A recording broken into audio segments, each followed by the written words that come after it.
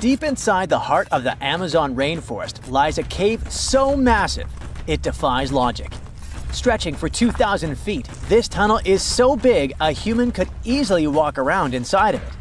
Its walls are etched with deep, mysterious claw marks. But this is just one of many. If you travel to the south of Brazil, you'll stumble upon over 1,500 similar caves, ranging from modest tiny burrows to massive passageways. These are not your average spooky, bat-filled caverns. They're what researchers call paleo burrows, also known as ancient underground structures dug by creatures so colossal they make modern elephants look small. Whatever creature dug those tunnels displaced 800 elephants worth of dirt. I know, it still looks like a normal cave, but experts noticed this one was special because the walls were too neat and rounded, and the floor was too smooth. Besides, no water or erosion leaves such signs of serious digging power. These Brazilian caves are the largest geological records of animal activity on the planet. It's like stumbling into a prehistoric house made by creatures the size of cars. To unlock this mystery, researchers analyzed the scratch marks on the walls and realized they had probably been made by giant ground sloths, a species called valgipes, which could weigh nearly 9,000 pounds and eat your average annual menu in about 3 days. Despite being huge, these animals were not earthbenders. They had to work in groups if they wanted to dig such long tunnels. This is why scientists believe many sloths shared the same tunnel and dug it together. Even some giant armadillos may have helped with the digging. After all, they were ridiculously skilled excavators and lived there too. Okay, but why would a giant sloth or armadillo need a 2,000-foot-long underground lair? Great question. And the truth is, scientists aren't totally sure. It doesn't make sense for them to dig tunnels this massive just to escape predators, especially since the tunnels were big enough for a saber-toothed tiger to crawl in, for example. So, unless they installed prehistoric security systems, this theory has holes. Haha, pun intended. The best bet is probably climate. Back then, everything was drier and colder, and some species of giant sloths were living their best lives back when Earth was transitioning between cold and warmer periods. Their big bodies usually protected these animals from temperature changes, but drastic fluctuations probably made them hide in order to survive. Besides, just like modern sloths, giant sloths probably had a hard time maintaining their body temperature, and going underground for a while is a great way to protect your babies and save some energy. After all, the bigger you are, the more energy you spend. Some scientists believe these tunnels might have had rotating tenants. One sloth moves in, digs a bit, leaves some scratch marks, moves out. And sometime later, another one crashes there and adds its own decor touches. A hostel for ancient megafauna. All evidence points to a more timeshare situation than a prehistoric private property. After all, these creatures weren't exactly social butterflies. Most sloths and armadillos usually keep things strictly one-on-one, just mom and baby. Yeah, dad sloth stuck around only for the good part. But you probably noticed one tiny detail here. These guys are not around anymore. They went extinct 11,000 years ago, right around the time humans started to get popular on Earth, when another ice age was ending. In fact, 80% of all mammals that were heavier than 2 pounds disappeared then.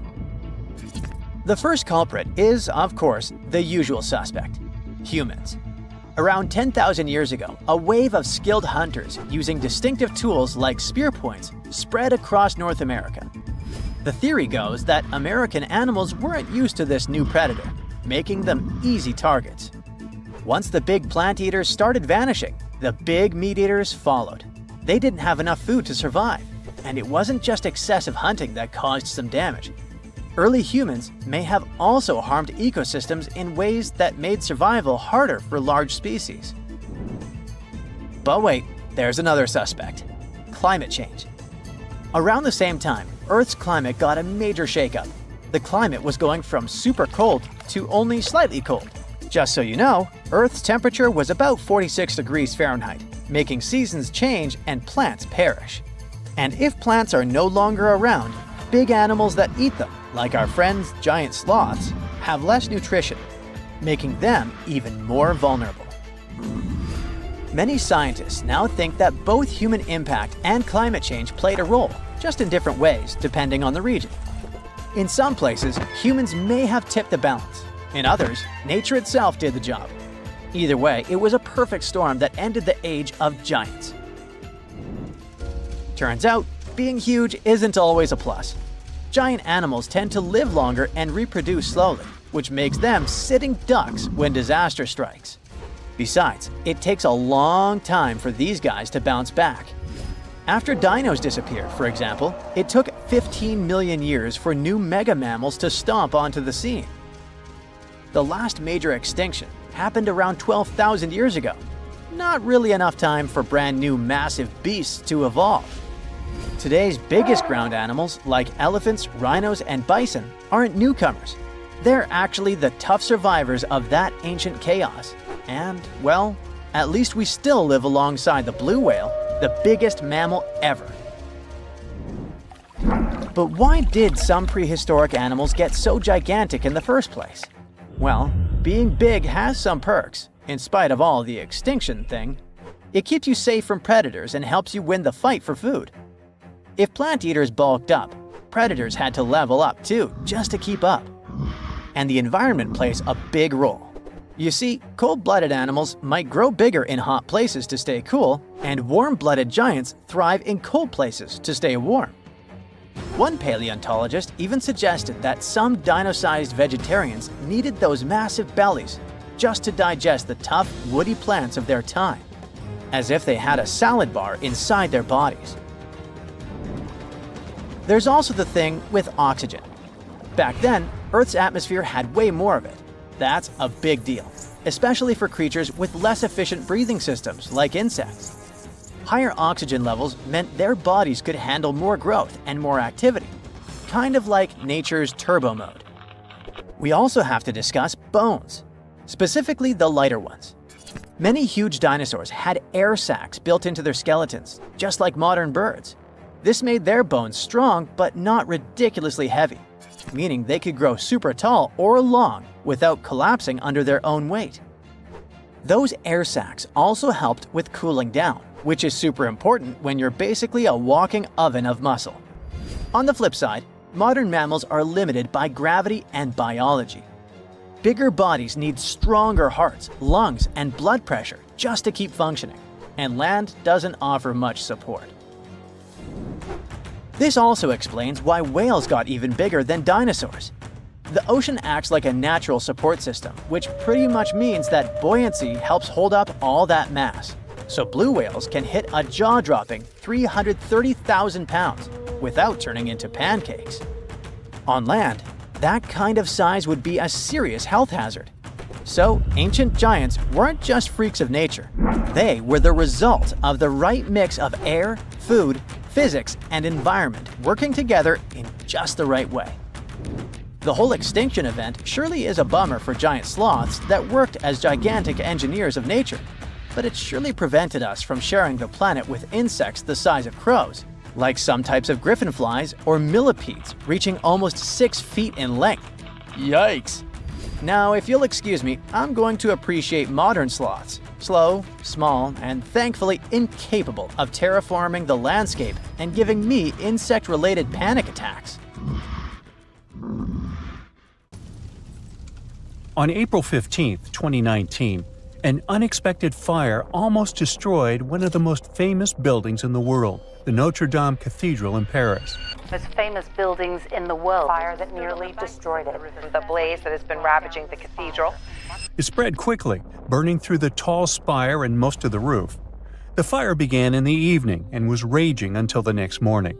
The flames destroyed much of the roof, but firefighters managed to save the main part of the cathedral and priceless pieces of art that were inside. But it was a narrow escape. Who could have known that it was a blessing in disguise, sort of? After the fire, a team of about 50 archaeologists started working at the ruins. They found some artifacts dating back over 2,000 years. One of the most interesting finds was 2 lead coffins, or sarcophagi.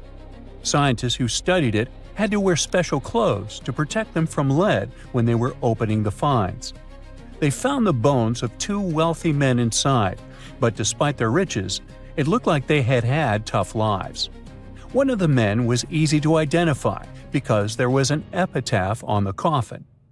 Only wealthy people could afford lead coffins in the 18th century because they helped to keep the body in good condition. But the coffin was broken, and there were only some bones, some hair, and bits of clothing left inside. The scientists could tell from the bones that the man didn't move around much and had a health condition called gout. It affects joints, especially the knees, so he was sure to have a hard time walking.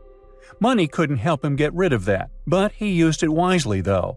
Antoine helped to pay for the cathedral's choir and ordered some paintings that are now in the Louvre Museum. The person in the second sarcophagus remained a mystery for a long time, but scientists say they might know who he was. When they first looked at the bones, they found that they belonged to a man who was between 25 and 40 years old. They also saw that he probably rode horses from an early age. This man's bones showed signs that he had long-lasting health problems, and most of his teeth were missing before he died. His skull was shaped differently, possibly because he wore a special headband as a kid. The researchers think that this man might be the French poet Joachim du Bellay, who lived between 1522 and 1560. He was a skilled horse rider and had lung problems. It's strange that, although he wasn't a church leader, he was buried in a cathedral and not in a side chapel near his uncle like his family wanted. Scientists think that either he was buried in a temporary spot that later became permanent, or his coffin was moved after all his works had been published. Only a DNA test could establish if it was really Joachim du Bellay, so the mystery lives on for now. The fire did help to solve another Notre-Dame mystery: how the thin walls support the vaulted ceiling at such a great height. When it was finished, the cathedral was the tallest building since the Great Pyramid, with a height of the vaults of 105 feet. That's about the height of a 10-story building. The fire of 2019 revealed a secret hiding inside the walls: thousands of iron staples. Each of them is about 8 to 20 inches long, like the length of a ruler or a little longer, and they weigh 3 to 9 pounds. Before using iron, builders would put wooden rods between the walls to help keep everything steady, but wood is not as strong as iron and can break more easily. Iron is also easier to hide inside the walls, so it made the cathedral look like it was held up by magic. This idea of an iron skeleton was so good that other churches started using it too. By the way, we could have lost Notre-Dame completely in the 19th century. The Parisians were tired of the Gothic style and signed a petition for Notre-Dame's demolition. And that's when famous writer Victor Hugo, who loved architecture, saved the cathedral with The Hunchback of Notre-Dame. The novel became a hit, and people learned to appreciate the beautiful medieval construction all over again, and it was refurbished. A team of craftspeople fixed the existing features and added new elements, including a spire weighing 750 tons, copper statues, and the 56 chimera. The gargoyles that became the symbols of Notre-Dame weren't there from the start either. It took almost 200 years to finish the cathedral, and during that time Gothic style came into fashion. So, by the time it was finished, Notre-Dame had dozens of those mythical creatures made of limestone. They had a very practical function: to channel water away from the walls and foundations and save the building from erosion. In 1926, a book called The Mystery of the Cathedrals was published in Paris. It said that the secrets of alchemy were hidden right on the walls of Notre-Dame. Yes, that ancient form of magic that was mentioned in Harry Potter.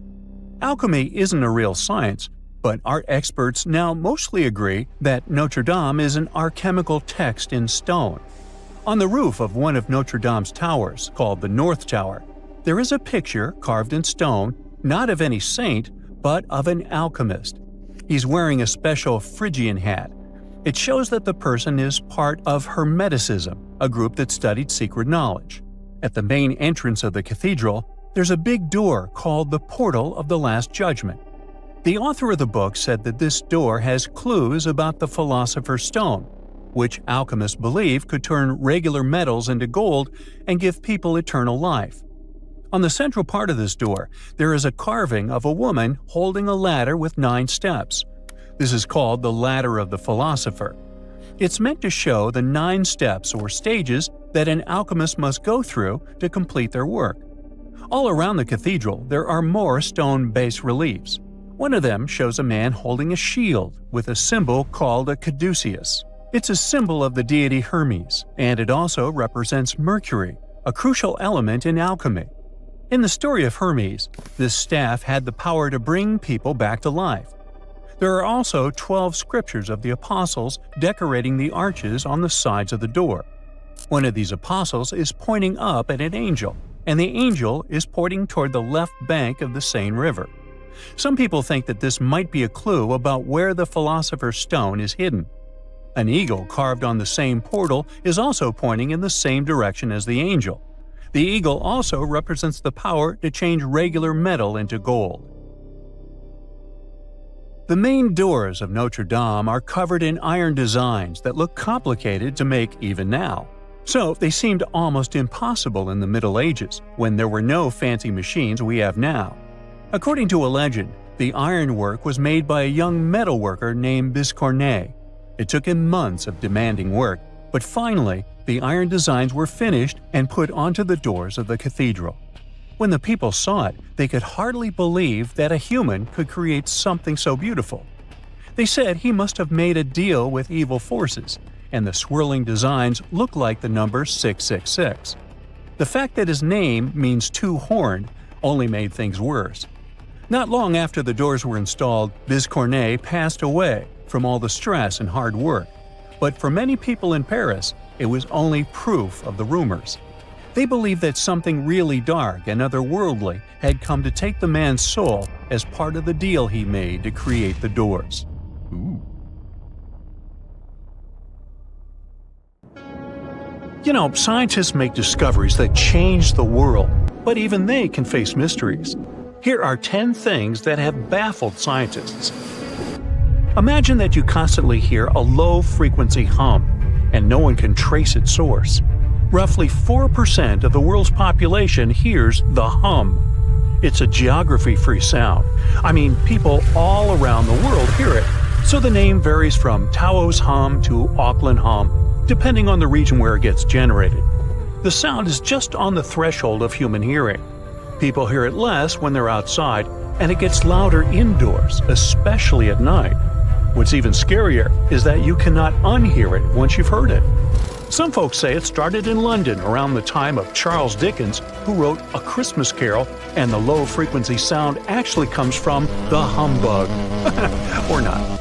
Actually, the earliest cases were recorded in Bristol, UK, dating back to the mid-1970s. Scientists have various theories about where the hum comes from and why only some people can hear it, yet they don't have a clear answer. It could occur when ocean waves move along the ocean floor. They shake the Earth when they collide with continental shelves. Or this might be happening because of volcanic eruptions and earthquakes. Oh, and how about ultra-low frequency radio signals used to communicate with submarines or even 5G? Upsweep is another type of unidentified sound. It was discovered in 1991 in the Pacific Ocean. The sound is high enough to be recorded throughout the ocean. Scientists theorize that the sound could be related to underwater volcanic activity. Interestingly, the volume of the sound has been diminishing compared to its volume when it was first discovered, yet it still can be detected. Plus, it's seasonal. It reaches its highest volume in spring and fall. Is it related to seasonal changes? No one really knows for sure. The next mysterious thing is a cone-shaped monument found in the Sea of Galilee in Israel. This monument was discovered accidentally by sonar scanning in 2003, but the findings were published only in 2013. The monument weighs 60,000 tons. It was once submerged by rising waters. Archaeologists say the monument is enigmatic because they can't figure out where it's from. They don't know what it's connected to or its function. So this big and unusual thing remains a mystery. Now let's move to Göbekli Tepe, Turkey.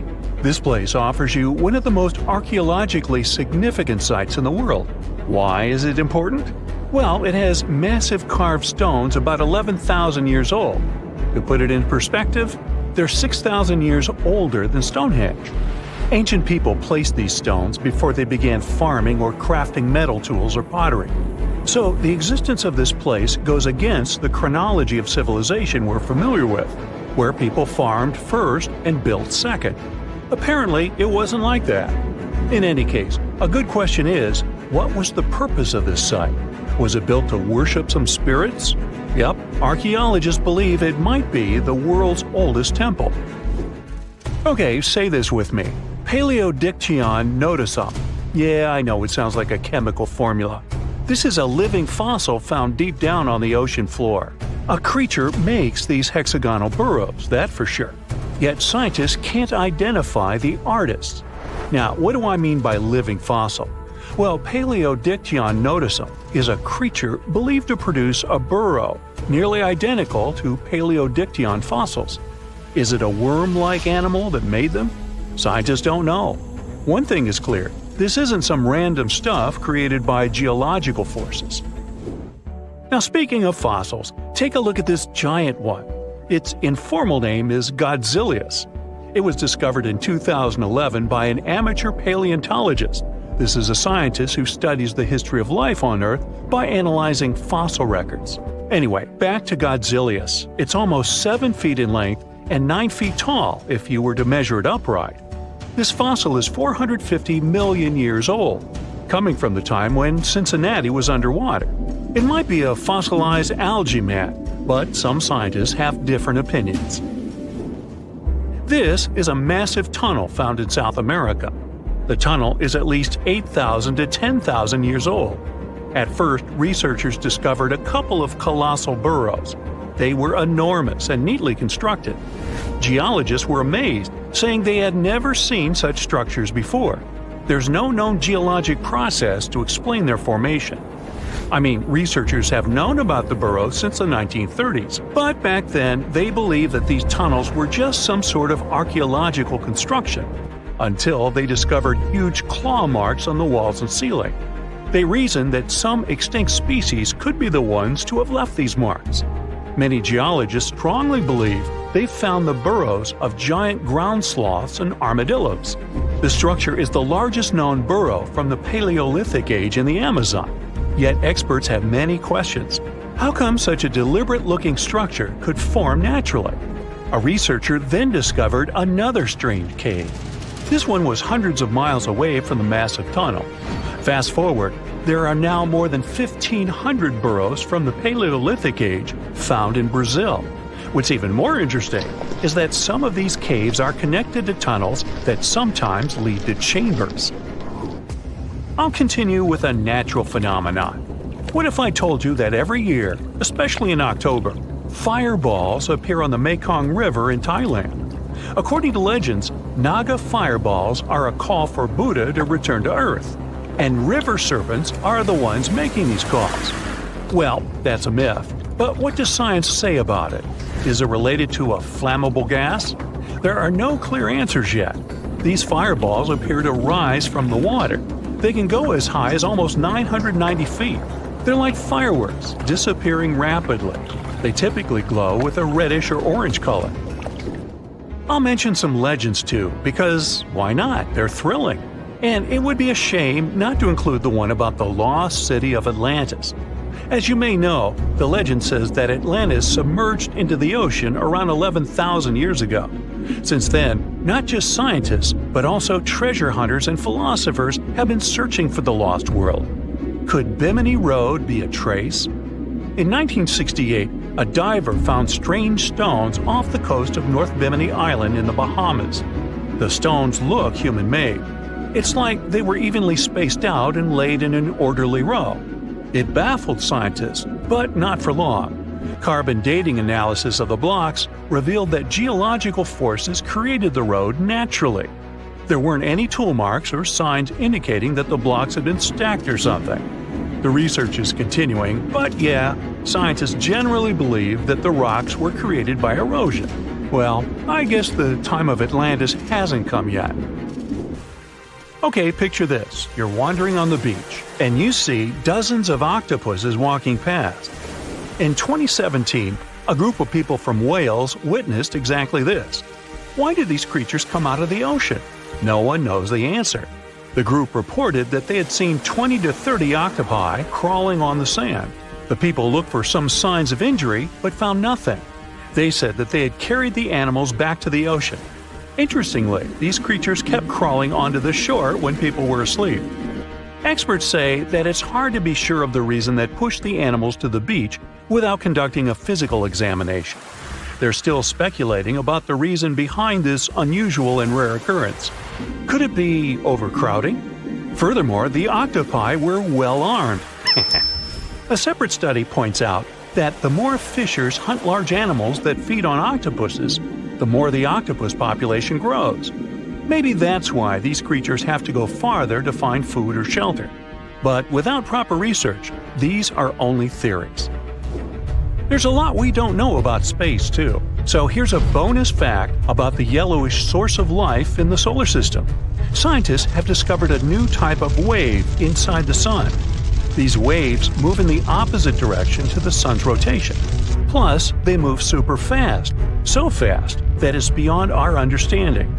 Researchers have different theories about the function of the waves. If they figure out their role, this could give them additional insight into the processes happening inside the sun. And yes, the octopi were well armed. A comfortable abode with a gorgeous view of the Mediterranean Sea will serve as a perfect rain shelter. Well, this is what a real estate advertisement might have looked like for Neanderthals 100,000 years ago. Welcome to the weird and wonderful caves you could live in, or not. Of course, back then, neither real estate and advertising had been invented yet. Never mind the fact that Neanderthals couldn't build houses and often lived in caves.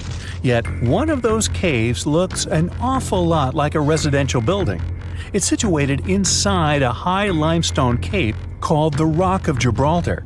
If the Neanderthals had had an economy, the caves inside this rock would have cost a bundle. Navigators discovered it in 1907. They just spotted a big hole inside the fortified rock. For many years, scientists have studied this place and found some traces of Neanderthals. They discovered ancient tools in the cave and bones of old animals. But the coolest thing was, they found 4 caves inside the rock. It was like a residential complex. Neanderthals lived alongside neighbors and helped each other hunt and fish. They created feather decorations and painted abstract drawings on the walls. Imagine our ancient predecessors hanging out in these caves 100,000 years ago. And now, scientists hang out there and study the primeval past of Neanderthals in detail. At the end of 2021, archaeologists uncovered a gap inside one of the caves leading to an unknown tunnel. They crawled through this hole and opened a new space under the cave roof. This place has been closed off from the outside world for over 40,000 years. And it seems it was one of the most prestigious apartments in the entire mountain complex.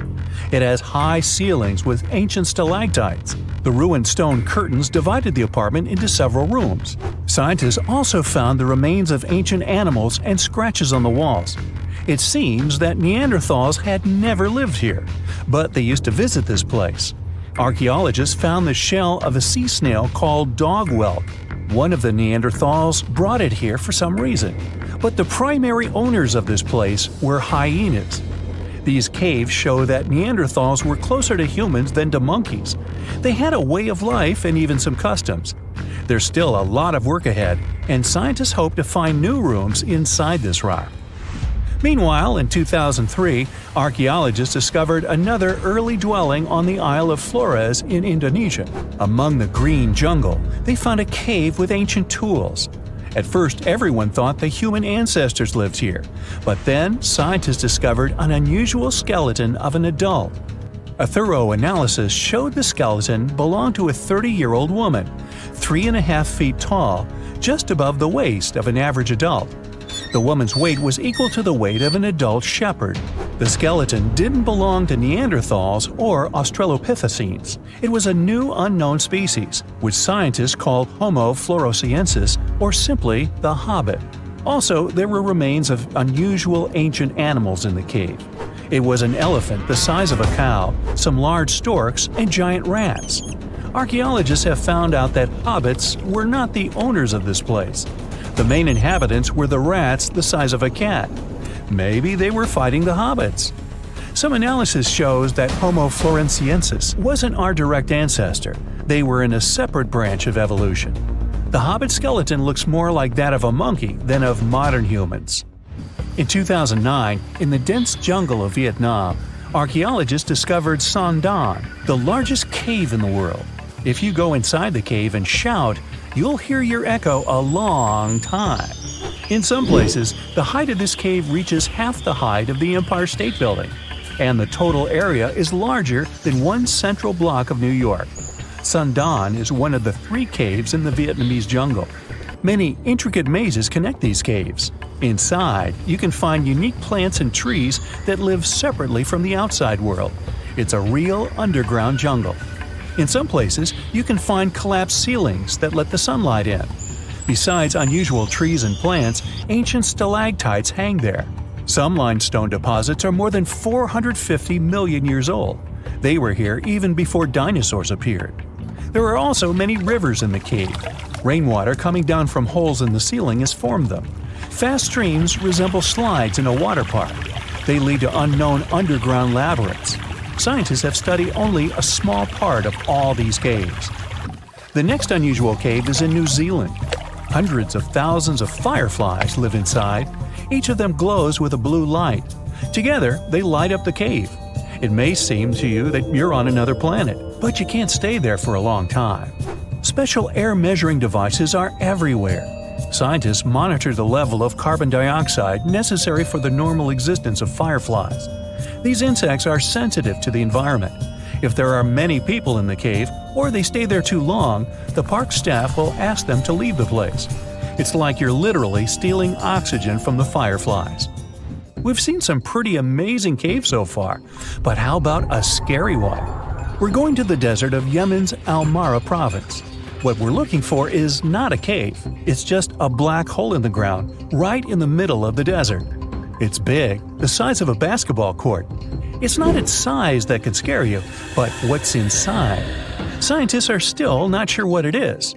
From the depths of this black abyss, a disgusting smell of rotten eggs constantly comes out, and sometimes you can hear some strange, frightening sounds. The blackness of the giant hole in Yemen absorbs all the sun's rays, so you won't see what's there even with a powerful flashlight. People flew over this place by helicopter. They filmed using drones and the most powerful lenses, but they didn't catch anything except darkness. It looks like a big ink spot in the middle of golden sand. The locals are afraid to approach this place. They believe the cave leads to another dimension where evil creatures live. At the moment, the giant hole in Yemen is one of the most poorly studied and mysterious phenomenon of nature. How did it appear? How old is it? Where does it lead? Scientists are trying to find the answers to these questions. There are theories that the hole appeared because of construction work. Geologists drilled the soil nearby in search of minerals. It could have caused fluctuations in the Earth's crust and collapsed the surface. But no one can prove this theory, yet. And now, imagine a place where sunlight has not penetrated for more than 5 million years. There's little oxygen, and it's cold and damp. Still, life is born in this place, not only microbes and bacteria, but also something bigger. The living conditions in this cave are very different from the usual ones, so, in a sense, this cave is like another planet. It's the Movil Cave in the southeast of Romania, near the Black Sea. The entrance is a small hole in the ground. Inside, a tunnel leads deep below the surface.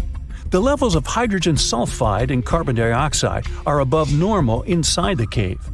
The air here is half as much oxygen as on the surface. People can't be here without an oxygen mask, but other creatures living here can. The cave is home to 48 species of living organisms. 33 of them are unknown. Here you can meet some unusual insects, white snails and white spiders, millipedes with huge whiskers, transparent shrimp, and unique species of leeches. They all live here thanks to the little bacteria autotrophs. They absorb carbon dioxide and release food particles. Bacteria feed on it. Other larger organisms feed on these bacteria, and some bigger organisms eat those little ones. In the end, everyone gets food.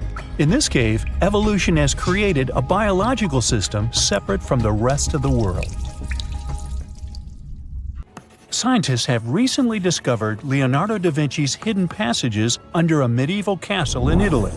They followed a newly found 15th century sketch by the creator of the Mona Lisa and found one of the unexplored architectural wonders from the age of the Renaissance. Construction of the Sforza Castle started back in 1358, but it was destroyed about a century later during a local crisis. Then, in 1450, Francesco Sforza, the Duke of Milan, decided to rebuild it on the old ruins. After he passed away, his son Ludovico took over and kept improving the castle. He brought in some of the best artists of the time, including Leonardo da Vinci, to decorate its walls. We can still see Leonardo's frescoes today in the Room of Wooden Boards. While he was working at the castle, da Vinci also recorded some historical underground passages hidden beneath the outer wall. The drawing, dated between 1487 and 1490, was found at the Institut de France in Paris. The sketch is highly precise, and it proves that Leonardo was really interested in fortification design and was great at documenting existing structures. Historical records show that Ludovico ordered the building of an underground passageway that led straight to a basilica, where his wife was buried. Ludovico married Beatrice in 1491, and they had a happy but tragically short marriage, as Beatrice passed away while giving birth in 1497. The Duke locked himself away for weeks, grew a beard, and wore only black clothes while he was mourning his beloved wife. The secret tunnel may have stretched over a half a mile and would let Ludovico visit her grave in private. It could have served as an escape route if the castle was ever under siege. The existence of the tunnels remained one of the mysteries of the Renaissance for years, as no one knew for sure they were there. But now, scientists finally uncovered the secret history. They used a combination of ground-penetrating radar and laser scanning to build up an accurate 3D model of all the structures under the castle. They found the tunnels da Vinci alluded to in his drawings, and it looks like they may have only been a small part of a whole system of historical underground passages. The goal is to create a complete digital twin of the castle that will not only show all the preserved constructions, but also the ancient ones that are no longer visible. They also plan to add augmented reality to the virtual paths to let visitors discover Leonardo da Vinci's hidden passages. Now, we don't know if the genius actually took part in constructing the hidden passages that scientists recently discovered, but we do know about some other Leonardo da Vinci inventions. He created the first satellite-like map in 1502, long before photography or satellites were even a concept. A famous figure in Italy, Cesare Borgia, invited Leonardo to a small town called Imola, near Bologna, to create a highly detailed map for him. Back then, maps were not very precise, as no one had figured out how to show exact distances on a smaller scale. Instead, people spent a lot of time decorating them with dragons, roses, fancy castles, mountain ranges, flowers, and other artistic details. These maps look more like beautiful paintings meant to be displayed, rather than practical tools for navigation. But Cesare Borgia wanted something truly functional, and Leonardo managed to create something revolutionary in the field of cartography. If you compare satellite images of Imola today with Leonardo's map, the similarities are striking. He captured every alley, curve of the streets, roadways, and even the exact sizes of the buildings. And he did it all by hand, using just a pencil, ruler, compass, and several of his own clever inventions. To gather all the necessary data, the genius walked through the streets for weeks using a large wheel that spun as he moved, recording the distance with a cable. Using the magnetic compass, he determined precise directions. He also developed a tool called the bussola, which measured angles inside a circle. With this, he could track the exact turns of each street and the size of the intersections. He figured out the distances between houses and major roads.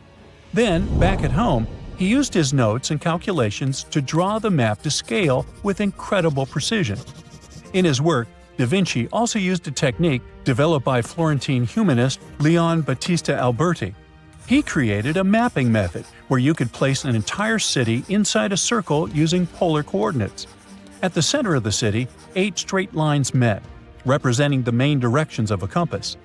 Leonardo used this system to divide the town into 8 sections. He didn't overlook even the smallest buildings, which made his map one of the most advanced of its time. The Italian genius had a big dream to build a machine that could let people fly. He studied how birds, bats, and kites move through the air and designed a special flying machine.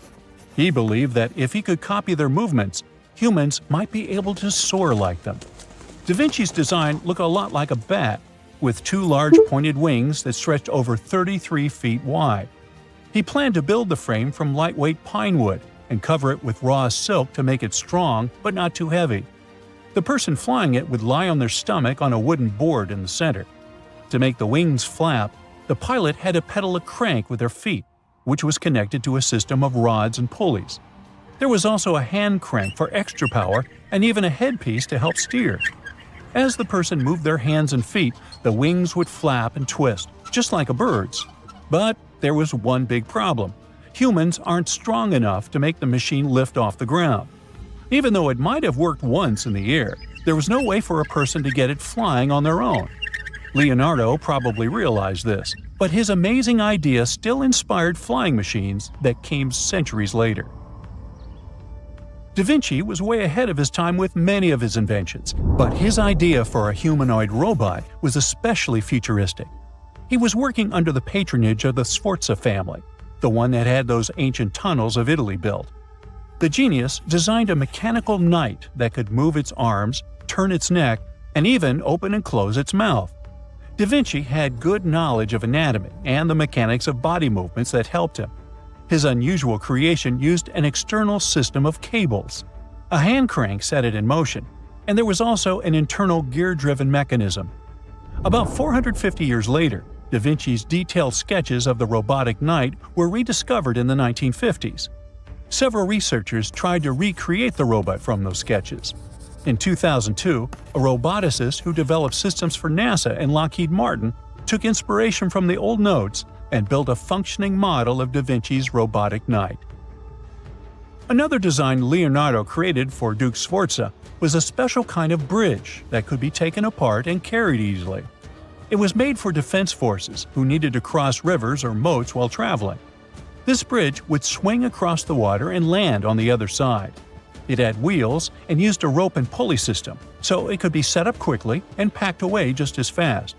To keep it steady, it even had a special weight to help balance it. Leonardo wrote in his notes that the bridge was light yet strong, and he designed several bridges like this for the Duke. One of his other designs was a bridge that could be built very quickly, and the defense forces would move across multiple rivers. As scientists continue to study Leonardo da Vinci's hidden passages, they reveal new chapters in human history. Who knows what other unexplored architectural structures they will find? They finally did it. After 300 years of searching, archaeologists pinned down the location of the lost land of the White Jaguar, the city of Maya hidden in the wild jungles of Mexico. It all kicked off back in the 1500s with the Lacandon Maya. These guys were some super tough survivors who just didn't quit. When their main capital, Lacamtun, fell to the Spanish in 1586, most people would have called it game over, but not the Lacandon. Nope, they packed up, headed deeper into the rainforest, and built their last stronghold, Sak Balan. It was a hidden fortress of stone temples, twisty jungle trails, and howler monkeys acting like noisy little guards. For over 100 years, the Lacandon managed to keep their traditions alive there, far from European control. Then, in 1695, history came crashing in. A Spanish friar named Diego de Ribas stumbled into Sak Balan. And yeah, that was basically the beginning of the end. Soon after, the Spanish took over. By 1721, the Maya had abandoned Sak Balan. The jungle didn't waste time. It swallowed the place whole, with roots tearing into walls and vines smothering plazas. The city didn't just disappear, it got eaten alive. For the next 300 years, Sak Balan turned into more of a myth than a memory. A name archaeologists and explorers would whisper, secretly hoping to find it one day. Plenty of expeditions tried to track it down, but the rainforest is sneaky. Every path looks identical, maps fall apart in the humidity, and even GPS can't cut through the thick green ceiling. It was like looking for a needle in a haystack, except the haystack was alive, covered in thorns, and yeah, crawling with jaguars that would happily make you lunch. So how did the scientists crack the mystery? One word: a letter from the 17th century. The letter by Diego de Ribas described all the routes, rivers, and trails leading to Sak Balan. It showed in every detail the journey of the soldiers who walked 4 days to the Lakuntun River after leaving Sak Balan. Then they sailed for 2 days and arrived at the church El Encuentro de Cristo, left their canoes, and continued on foot to Lake Petén Itzá in Guatemala. This was already detailed enough, but the scientists needed to pinpoint the exact location with geographic information systems. They took into account vegetation layers and how much each person was carrying to map an approximate range where Sak Balan should be. They fed this information to GIS and calculated where the city should be. And bingo, it worked. Archaeologists traveled through the jungle and found stone temples rising like broken teeth from the earth. There were also some tools and ceramics, and a Spanish church right in the middle of the ruins. The discovery isn't just about cool ruins, it rewrites history. For decades, people assumed the Lacandons simply scattered after Lakamtun fell, but Sak Balan proves they regrouped, fought, and preserved their culture for over a century more. It's like discovering the final chapter of a book we thought ended too soon. There's also irony here. The Spanish friar who revealed Sak Balan helped doom it. Yet his letter, centuries later, also helped save its memory. Today, the ruins sit inside a biosphere reserve, protected by the same jungle that once hid them. Tourists can't just waltz in. It's raw, tangled, alive. The city breathes again, but on its own terms. Scientists just uncovered another lost city, buried under the thick jungles of Mexico. It had been hiding there for 600 years. The place is called Gengola, and it's massive, about 360 hectares with more than 1,100 buildings, 2.5 miles of defensive walls, its own network of roads, and a super organized city plan. Because it was so deep in the jungle, you'd never realize how huge it really was unless you spent years hiking through it. But modern tech swooped in to save the day, using LiDAR, a kind of laser scanning tool. Researchers flew over the site, and in just 2 hours, they had a full 3D map of the entire city.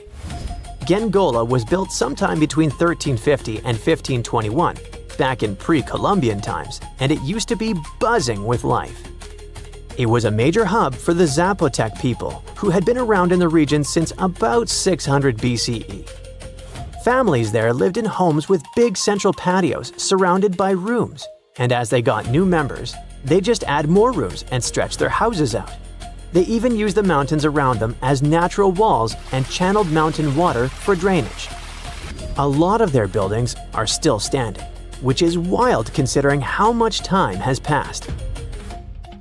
By the late 1400s, the Zapotec were real powerhouses along the Pacific coast. They even fought off the Aztecs, who were constantly trying to expand. At Gengola, they survived a brutal 7-month siege.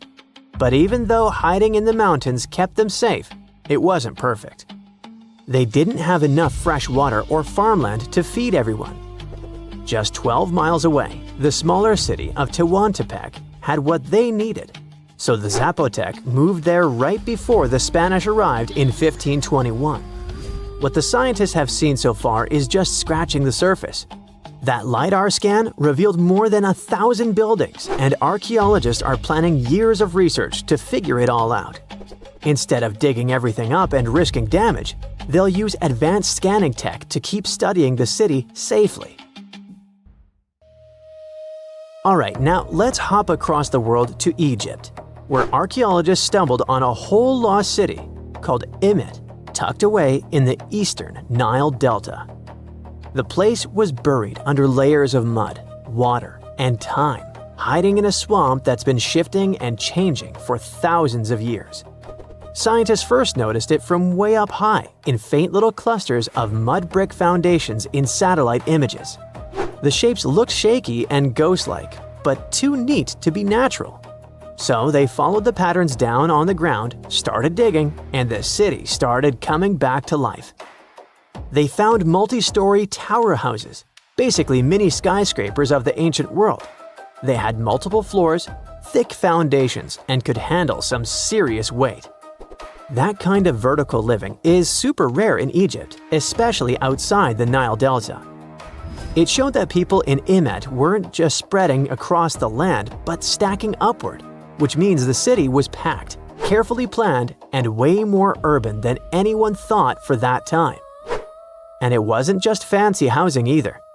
Archaeologists also uncovered a grain processing center with paved work areas, animal pens, and organized spaces for food production. Clearly, this was a city with a real economy running behind it. Not far from there, they spotted a ceremonial road that once led to a temple for Wadjet, Imet's patron deity. But later on, other buildings got plunked down over the road, which shows that Wadjet's worship faded over time. Still, the ruins coughed up some amazing relics, a green faience little funerary figurine, and a stela showing Harpocrates perched on crocodiles and gripping snakes. He was the Greek spin on Horus, deity of silence, secrets, and the newborn sun. And there was even a bronze sistrum, an ancient Egyptian musical instrument decorated with twin heads of Hathor. Turns out, Imet was active from around the 4th century BCE onward, stretching from Egypt's late period into the Roman era. Its location along trade routes made it a magnet for merchants and pilgrims visiting Wadjet's temple. So it wasn't just hanging on, it was thriving, connecting, trading, and adapting with the times. And this isn't just another dusty ruin. Imet is giving us a window into everyday life, religion, and urban planning in the Delta, which we've always known way less about compared to the big pyramids and tombs. You know, there are many doors all around the world that have no keys. Maybe you can guess how to open them. The first destination is, okay, read this, and good luck to you. It's a temple in India. The temple's name comes from this other really long word, which can be translated as the one emerging from the lotus. This temple is one of India's most popular and sacred places. It's one of 108 temples of this word. It dates way back. It was mentioned in Tamil literature in the 6th century. Flash forward to our time. In 2011, the Indian Supreme Court decided to document the valuables of the temple because they had been informed that the place might have been misused. To do so, they had to open the doors that had been closed for centuries. The committee went to the temple and discovered 6 huge secret vaults that held unbelievable treasures. After the chamber doors opened, they found at least $22 billion worth of golden idols, necklaces, and coins. The officials also discovered ceremonial costumes and gold coconut shells with jewels. Plus, they saw large diamonds. Not our understanding of large, though.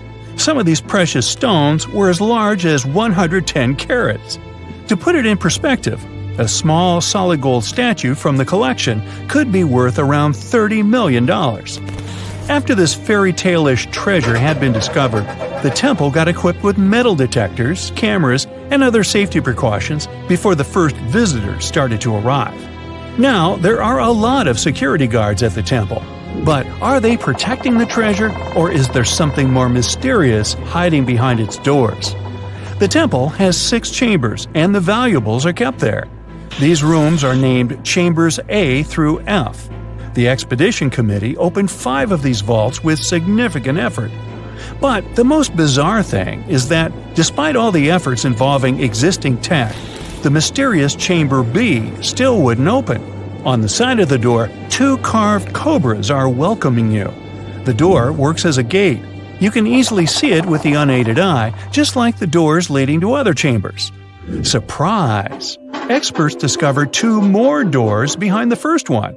The second door is wooden, and the last one is made of iron. Strangely, the last door was sealed. It also doesn't have any means of entry, no bolts, handles, latches, or anything else. To this day, no one knows what's inside Chamber B. Believers say that opening the door against its will can release into the world unnameable things. Others say that Chamber B may hide a tunnel. It might not be related to the reasons above, but the High Court of India warned against opening the doors of Chamber B. Now, in 2010, David Crespi, a French engineer, visited Machu Picchu.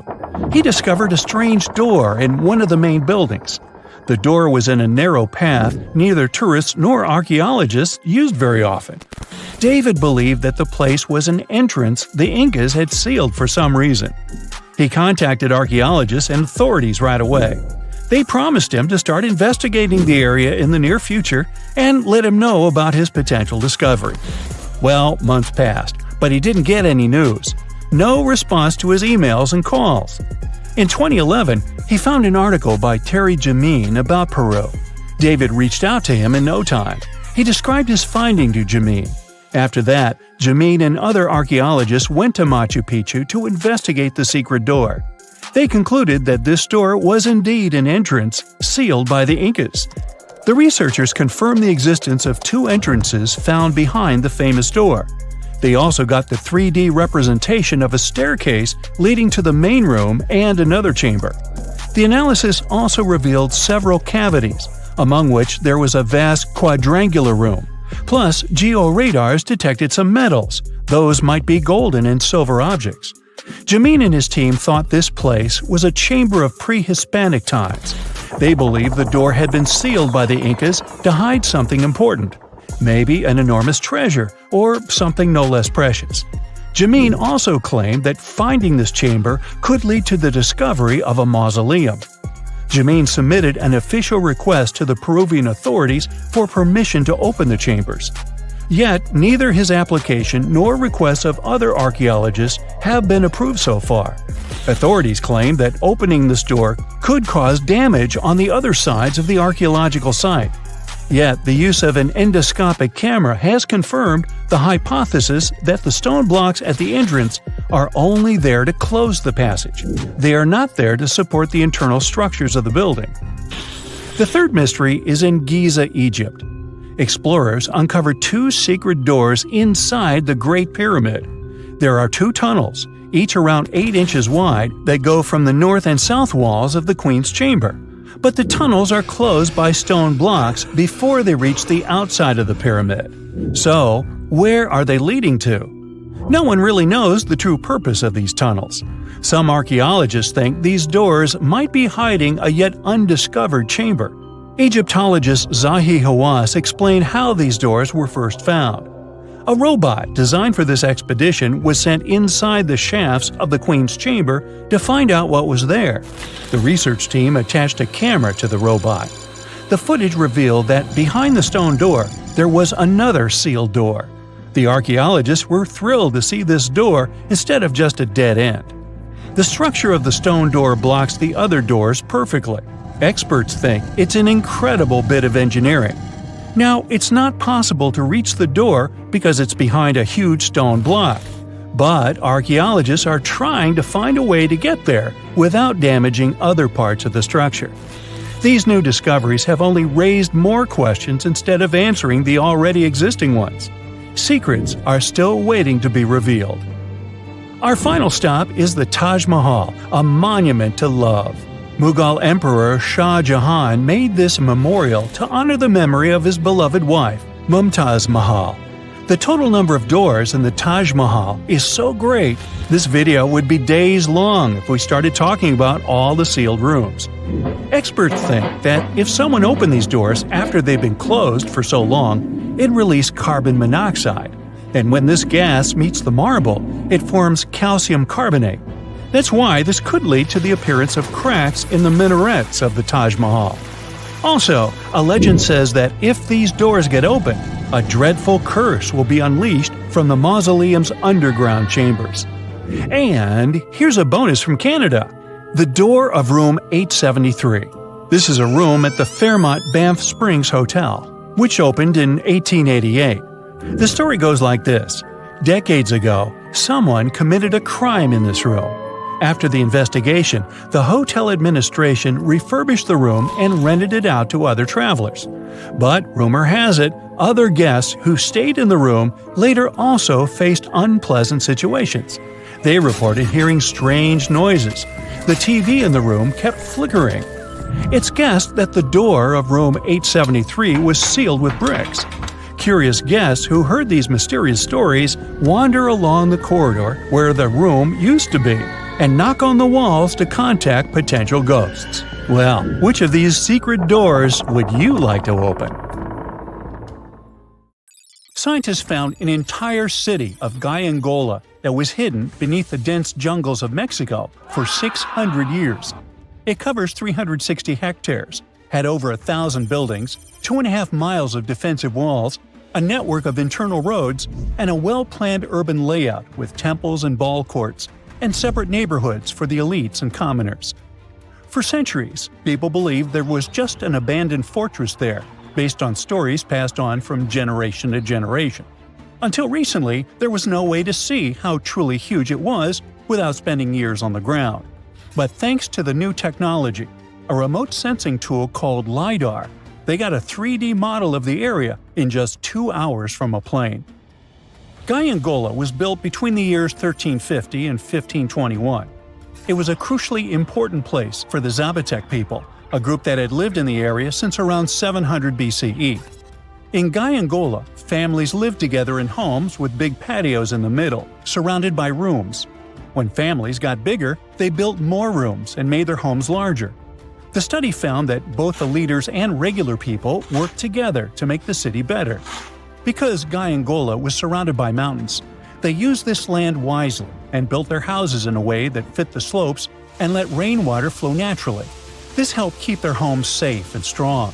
They were built so well that many of these buildings are still standing, even after hundreds of years. There are 2 pyramids in the center of the city. They may have been used as temples where the priests celebrated rites and ceremonies to their deities. The priests brought offerings to the altars, and the people assembled at the 2 squares that are now sunken. Then, there is also a palace with 64 rooms, some of them with circular columns on several sloped terraces. There are patios with many stairways all connected to each other. The sensing tool also found a round-shaped lookout point on a natural rock, where the Zapotec people could see their foes approaching from a distance. Researchers also noticed 2 circular structures that could have been used to watch the stars and measure time.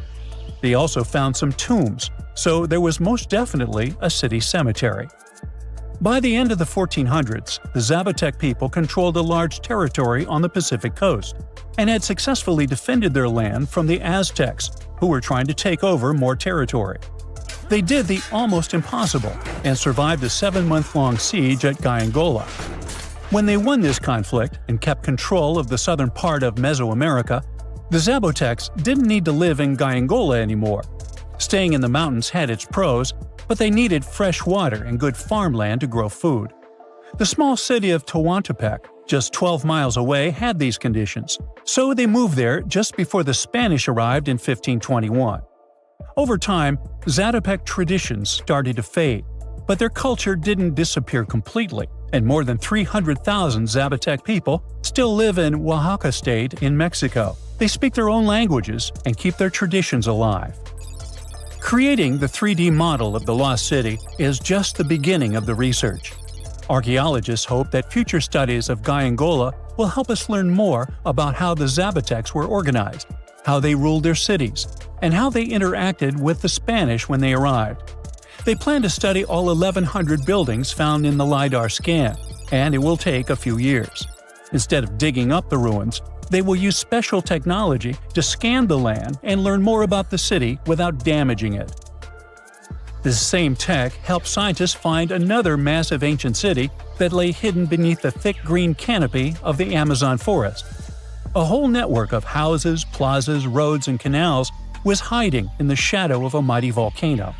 For centuries, many scientists assumed that ancient Amazonian people lived in tiny huts, clearing patches of land to survive. But this city, built 2,500 years ago and inhabited for 1,000 years, proves the opposite. Now, scientists think tens of thousands or even hundreds of thousands of people lived in complex urban societies. Scanning the area found 6,000 rectangular platforms, each measuring around 66 by 33 feet, and standing 6 to 9 feet high. These structures were arranged in clusters around central plazas, with straight roads with perfect right angles and paths connecting them. One of the roads was 16 miles long. Building straight roads like this is far harder than just following the landscape. Some of these roads may have had deep spiritual or ceremonial significance. The volcano's rich soil helped the civilization thrive, but it may also have led to its downfall.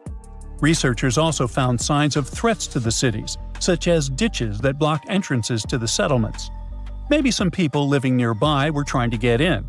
The next step for the researchers will be studying the adjoining 116 square miles to know more about this large, complex society that could be bigger than the well-known Mayan societies in Mexico and Central America. Meanwhile, in 1963, a man in Turkey discovered an ancient city while renovating his own house. He knocked down a wall in his basement and found a mysterious room. He kept digging and saw a tunnel. It led to the Derinkuyu underground city. It's one of the deepest multi-level underground settlements in Cappadocia and in all of Turkey. The inhabitants lived on 8 levels and had access to cellars, storage areas, chapels, a school, a study room, and other structures. All floors were connected by an extensive network of tunnels. The underground city was probably built as a shelter. The construction is hiding at 279 feet deep, and you can't see it from the outside. The complex was large enough to shelter about 20,000 people with their livestock and food supplies. There was also a 180-foot ventilation shaft. Archaeologists believe that Phrygians first built the levels.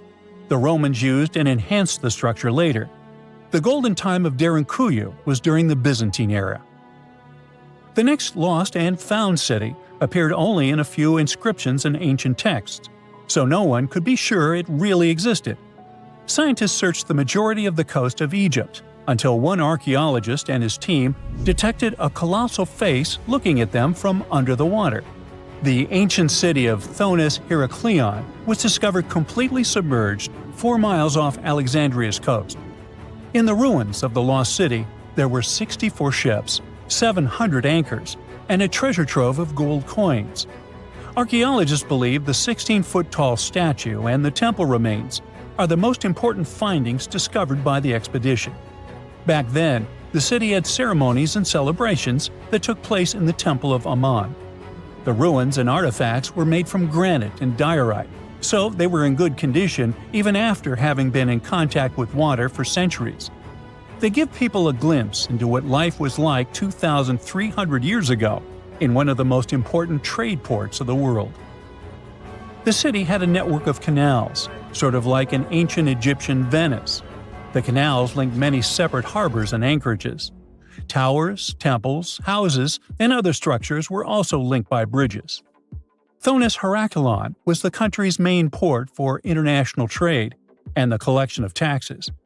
No one really knows how the city ended up submerged, but archaeologists connect it with natural causes. At the end of the 2nd century BCE, most probably after a flood, it got covered with water. Then Alexandria, the city founded by Alexander the Great, became more glorious than Heraklion. Before Alexandria's fame, Heraklion was the main port of entry to Egypt. So after the tragedy, many ships heading for Heraklion had to change their route and go to Alexandria. Heraklion lost its glory until its discovery in 2000. There are many myths around arguably the greatest structure ever built by humans, the Great Wall of China. Some say it's so grand that it's visible from space. Others claim that you can see it from as far as the moon. Other theories suggest that the builders of the wall were left inside. Well, sorry to disappoint you, but all these impressive stories are just myths. But even with those stories busted, the Great Wall of China is an impressive and truly breathtaking structure. So let me tell you its true story. Today, China is one of the most populated countries in the world, counting as many as 1.4 billion residents. It's also one of the oldest nations in the world. It has 3,500 years of continuous written history, but the civilization existed long before that. There is a theory that while the European continent, for example, was most likely reached by humans from Africa, China wasn't populated by settlers that came from somewhere else. Some people believe that the Chinese civilization got formed from local Stone Age people who lived on the territory since the prehistoric period.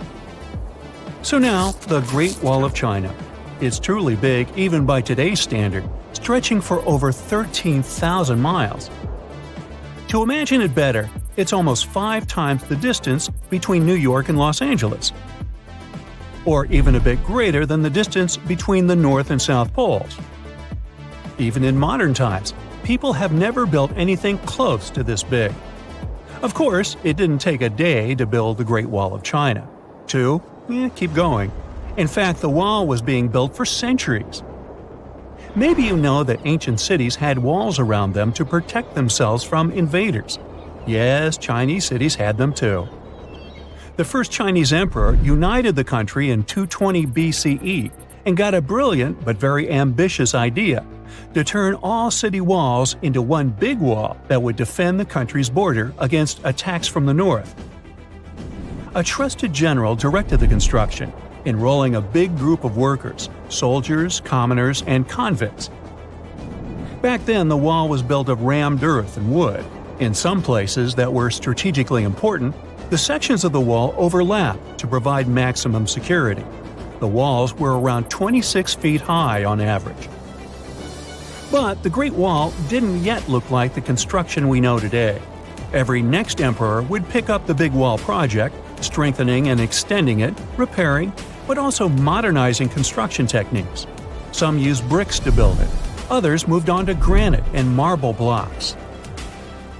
Watchtowers and platforms weren't there from the beginning as well. They were added by Ming emperors. The watchtowers made it possible to communicate with other parts of the wall through smoke and fire messages. So, the wall is quite inconsistent in terms of material, but it only adds more charm to the construction and shows how much effort and time it took. The reasons why some parts of the wall have been standing for centuries and are still in good condition is glutinous rice flour. Turns out, this sticky rice mortar is almost like cement. It's very strong and waterproof, sealing the bricks so tightly together that even sneaky weeds can't grow between them. You may also notice that some bricks have writings carved on them. They were left by the workers who were building the wall. The purpose of those writings is quality assurance. They contain such information as location, quantity, and responsible officials. So, in the case of some problems with the quality of materials or constructions, it would be known who should be held accountable for it. Recently, a research group has looked through official historical documents of the Ming Dynasty that ruled China from the 14th to the 17th centuries. They came across records of secret doors in the Great Wall, so they decided to find them. They used a flying robot to capture continuous centimeter resolution photos of the wall. They photographed 90% of the wall that was built during the Ming Dynasty and discovered the remains of over 220 secret doors along the wall. Some of them have a specific width and height that allows only one person to go through. Others are large enough to allow 2 horses to pass at the same time. Why are the doors there? Well, the Great Wall's main goal was to protect the country from the enemy. Building doors that could let the enemy in would undermine the whole point of having a wall. So, of course, the doors were secret passages.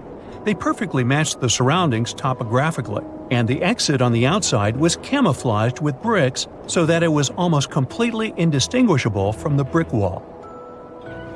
The wall was never just a defensive wall, and it was never completely closed. It could be opened on demand.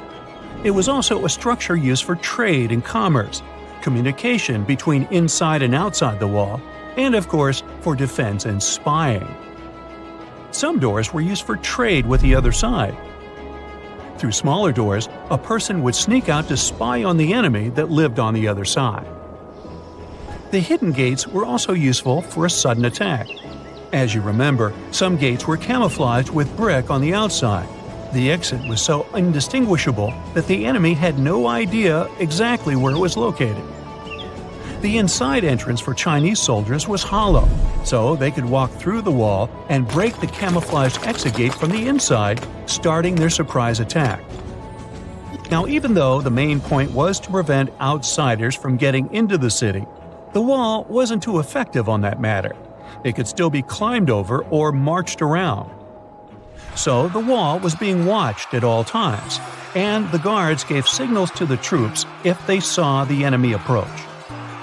Also, the wall provided more time to mobilize and bulk up the country's forces or lure the enemy troops into a difficult strategic position. The construction stopped at the end of the 19th century. The wall lost its strategic and military importance due to technological advances. Over the centuries to today, only 8% of the Great Wall is in good condition, and the rest is damaged. Also, around 1/3 of the wall has disappeared without a trace, due to both natural erosion and human damage. I guess you could say it's now just a pretty good wall. As you remember, the first parts of the wall were built out of rammed earth and wood. These are not the most unfailing materials if we're talking about thousands of years. Also, destructive farming methods have turned large areas into a desert and contributed to erosion. Also, many bricks were taken away from the wall in the last century to be used in building farms and houses. The wall is being deconstructed stone by stone even today, but this time by tourists. Quite a few of them take a stone as a souvenir.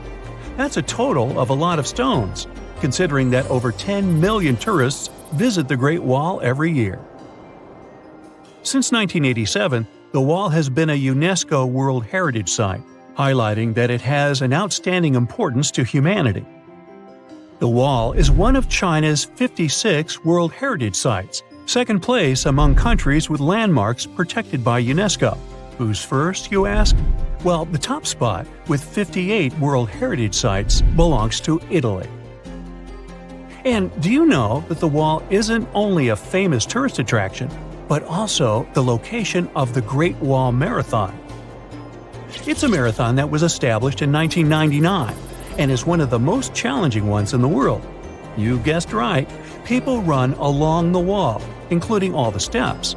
There are 3 distances, so that participants can run a full marathon that is 26 miles, a half marathon that's 13 miles, or just have a fun run of 5 miles. Now, how about some surreal hidden places to check out? Grab a flashlight and your backpack, and bon voyage!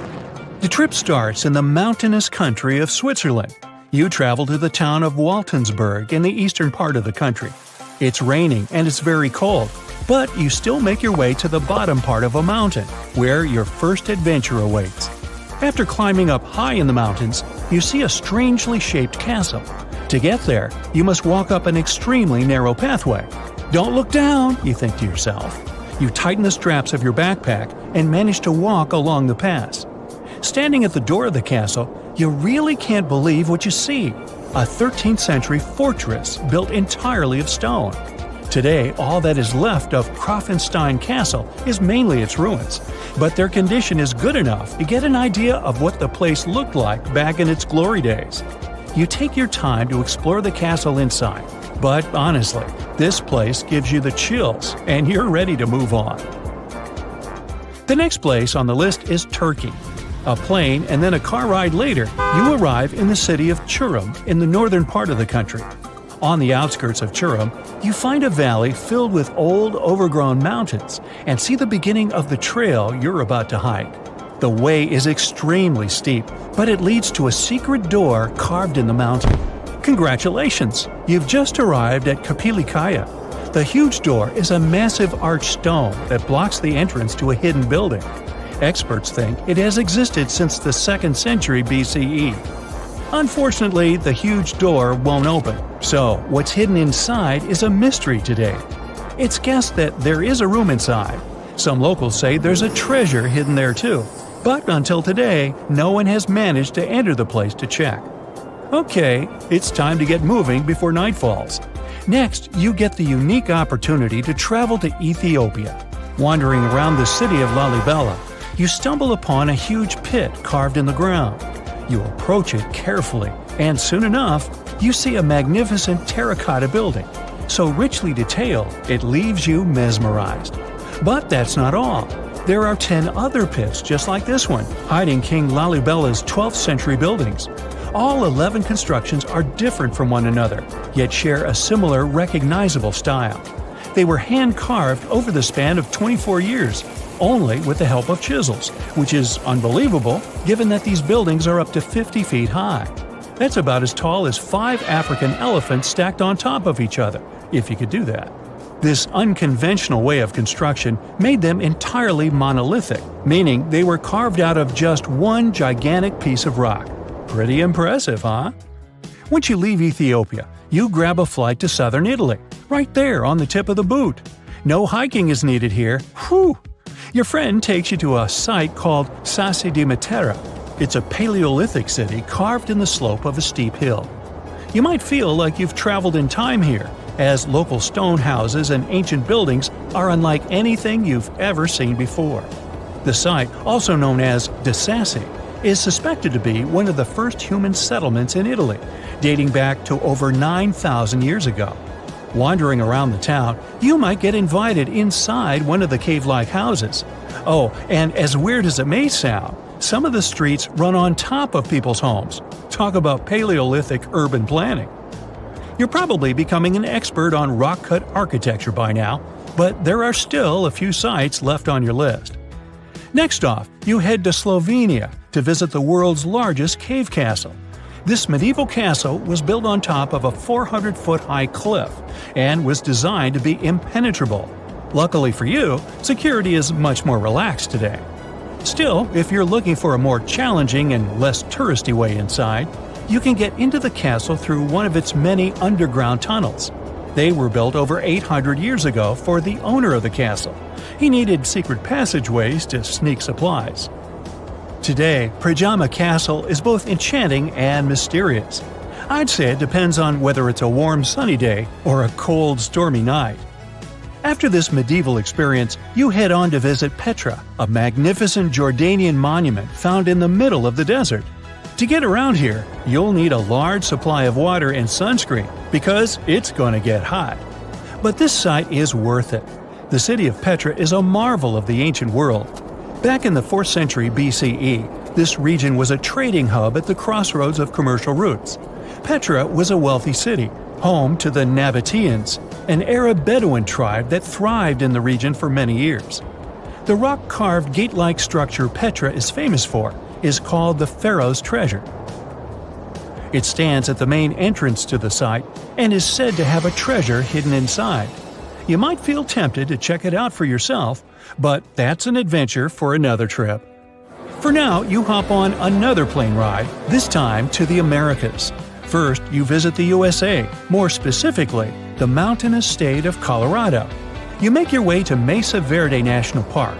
There, in between the greenery and abundant vegetation, you'll find over 600 dwellings built in the cave beneath the cliff, carved deep into the mountainside. This ancient village is now considered a heritage site. The local Puebloan tribe built it back in the 1190s. One of its main buildings is called the Cliff Palace. It's a multi-story construction built from sandstone and mud mortar. The palace alone housed over 150 rooms. If you're feeling sporty, you might want to visit the Balcony House. To get there, you'll have to climb a 32-foot ladder. You'll get to see a mid-sized village of 38 rooms, including 2 kivas. Those are traditional chambers that were built by the Puebloans for ceremonial purposes. Still, in the U.S., you make your way to the hills of South Dakota. You're there to visit one of the world's most impressive human-made sculptures on Mount Rushmore. What's so mysterious about this place, you might ask? Well, during Mount Rushmore's construction, a 70-foot-long secret tunnel was built behind the head of Abraham Lincoln. The tunnel was supposed to hold all the documents and artifacts important to the United States history. After the designers thought it through, they decided it was better to hide them in a safe box in the floor of the tunnel. The box holds the history of how Mount Rushmore came to be carved, as well as a brief history of the U.S. and the 4 presidents depicted on the mountain. Amazing, right?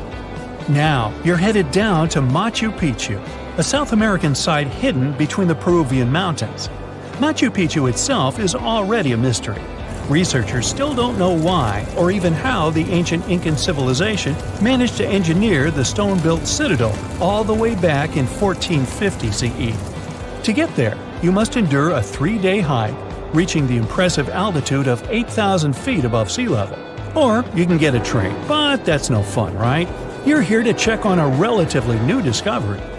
Back in 2010, French engineer David Crespi was taking measurements of the Inca ruins when he noticed a door he had never seen before. It was sealed off by stones. He went back to the site a few months later with an electromagnetic scanner. The scanner, which could detect objects behind walls, showed there were copious quantities of metals behind that sealed door.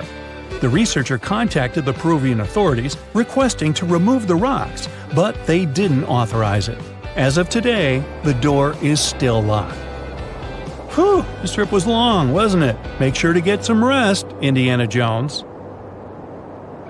Imagine a place that could literally start at one end, trek over 1,800 miles straight to the west, and still be stuck under that massive canopy.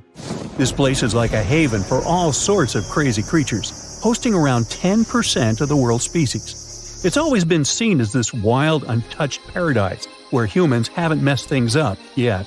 You know, like a glimpse into how the world used to be before we spread like wildfire across every continent, causing chaos everywhere. I'm talking about the Amazon region. That massive jungle turns out to be hiding some seriously cool secrets. For centuries, people have been talking about these lost cities deep within the forest. We're talking about El Dorado, the legendary city of gold that had Spanish explorers going crazy, venturing into uncharted territory, never to return. And even in the 20th century, the adventurous Percy Faucet went looking for the lost city of Z and disappeared into the jungle, leaving us all hanging. Scientists have actually found evidence that ancient cities did exist in the Amazon. But how did they find these hidden ruins in such a dense and remote forest? Well, they've got this awesome technology called LiDAR.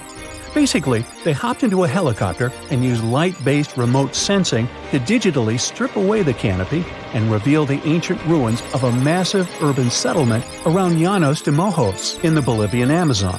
The place was once home to the Kasarabi culture, which thrived from 500 to 1400 CE. They had these incredible urban centers with huge platform and pyramid structures.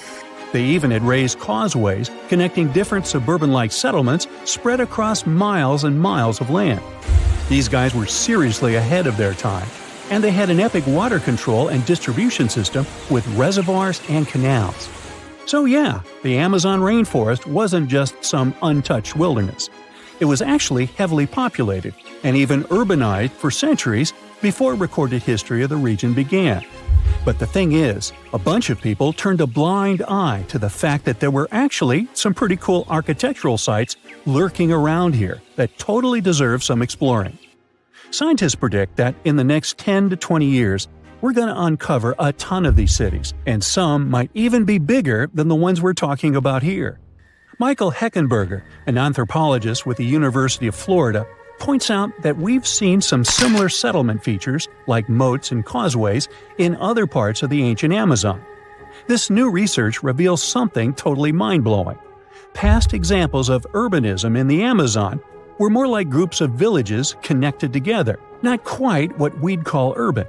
You see, they were missing those fancy larger centers with their grand architecture and stuff. But guess what? Llanos de Mojos has got them. This place is the real deal when it comes to a fully urbanized Amazonian landscape. So, in the Llanos de Mojos region, a bunch of ancient settlements have been found.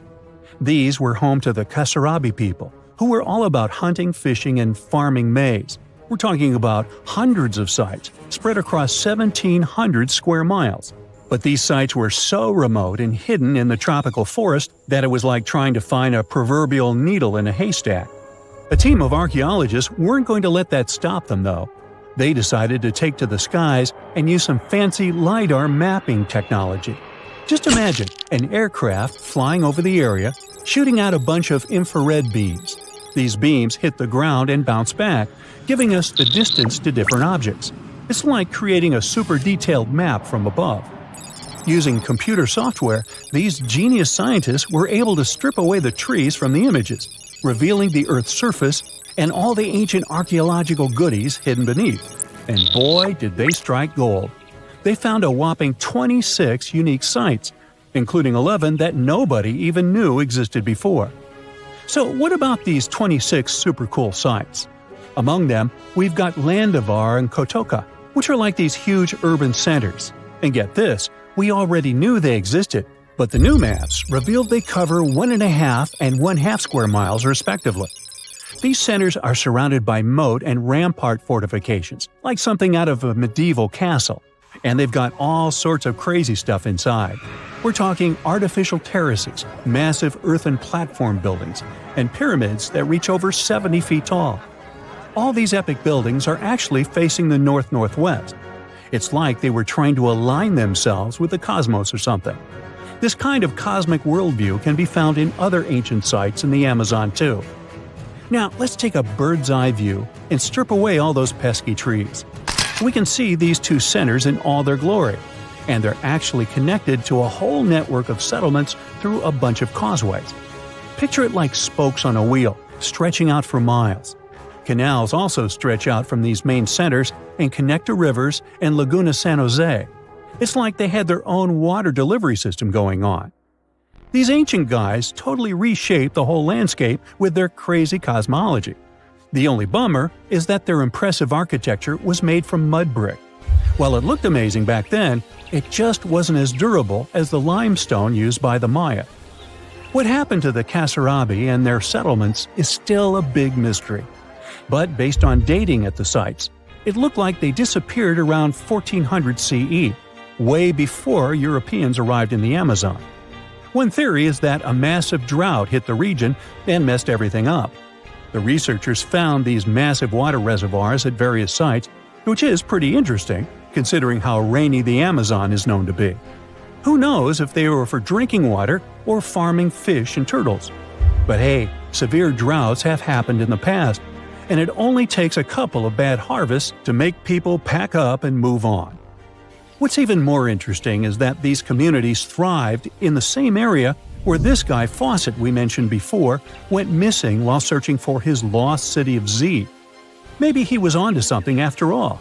This is how it was. Faucet stumbled upon this super cool document called Manuscript 512 at the National Library of Brazil. It's believed to have been written by a Portuguese explorer.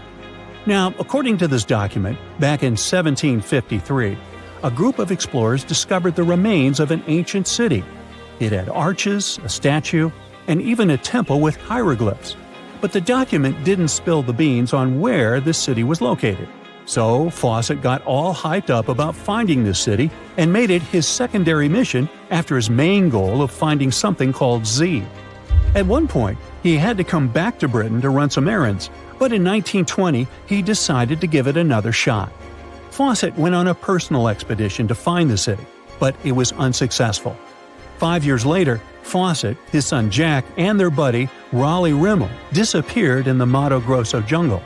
Some researchers think that Faucet might have been influenced by info he got from indigenous folks about this place called Cujicagú. Turns out Cujicagú was discovered by Westerners in 1925, and it had the ruins of 20 towns and villages. Up to 50,000 people might have lived here. And get this, The discovery of other earthworks in southern Amazonia totally supports Faucet's theory. In 2005, an American journalist wrote an article about Faucet's crazy expeditions and discoveries. He called it The Lost City of Z. Catchy, right? Well, in 2009, he turned that article into a book with the same name. And in 2016, the super talented writer-director James Gray made it into a movie. Now, here's where things get a bit sad. The Amazon region is changing rapidly. Farming, ranching, and energy production are changing this incredible place. And guess what? Those untouched areas with ancient relics won't stay untouched for long. It's a race against time to document and preserve what's left of our past before it's lost forever. You are lost deep within the jungle in the Yucatan Peninsula in Mexico. There are strange noises all around you, and to make it worse, the sun is setting. Soon, you'll be alone in the middle of an unknown rainforest. Guess it was a pretty bad idea to come looking for El Dorado on your own, wasn't it? You keep walking as fast as you can, when suddenly, wait! What's this you're seeing? It looks like large stairways made out of stone. This definitely doesn't look natural, so you take a picture. Maybe you didn't strike gold, but you might have just found something relevant. Congratulations! You found Alchemy, a long-lost Mayan city, hidden 37 miles into the jungle. The name literally translates to stone column. Stone was probably in at the time, so these guys used a lot of it to build their pyramids, houses, and even ball courts. If you ever thought that Europeans invented ball games, think twice. Mayans love to play ball games for recreational purposes. Alchemy is part of a series of other long-lost Mayan cities that are being discovered with the help of new technology nowadays. We'll talk more about the other ones in a jiffy. Perhaps the biggest surprise of this one is that it was surrounded by wetlands, which is why the city was built on high ground. The city was monumental, covering an area of over 120 acres. That would be as big as 90 football fields right next to each other. Scientists have found proof that Alchemy had pyramids of up to 49 feet high, and that it was likely an important social hub between 250 and 1000 CE. This is definitely a game changer. But lost Mayan cities began to be unearthed in the 19th century. Modern technologies, such as LiDAR imaging, help archaeologists see through dense canopies of the forests. This means that people don't really have to risk getting lost in the tropical jungle like you did at the beginning of this video. LiDAR works sort of like an X-ray. It sends out laser beams that can detect any signs of ruins or ancient constructions. According to space archaeologist Sarah Parchak, satellite imagery has been a key player in discovering ancient cities in South America, Egypt, and other places. Sarah herself spends most of her days scouring images for any signs of where there could have been cities long ago. She says that more often than not, what happens is that ruins are covered by vegetation, soil, or sand, which makes them super tricky to find. But thanks to these awesome tools, scientists also made the huge discovery of ancient Mayan causeways, which spread throughout old Mayan territories. I mean, take a look at these roadways. You'd expect to see ruins like this in places such as Portugal, England, or the United States. I'm talking about 130 feet wide roads painted white to help travelers journey through the nighttime. Scientists recently unearthed a 110-mile network of roads such as these, and they think this dates back to before the first registered Mayan highways we've known so far. These roadways, which sometimes ran over the swampy ground and were even elevated at times, are being called the world's first superhighways. Even if there is no registry of animal-powered vehicles, it's believed that the Maya used them to travel around a network of possible 964 settlements. They were built like a huge spiderweb, and from what archaeologists have gathered, this huge system of roads worked to connect a big system of economic and social interactions between Mayan cities. This completely debunks the traditional idea that the Mayan pre-classic period, which dates back to 2000 BCE, was made of small, tribal settlements. Imagine the manpower and engineering ability you need to muster to build something close to these white highways.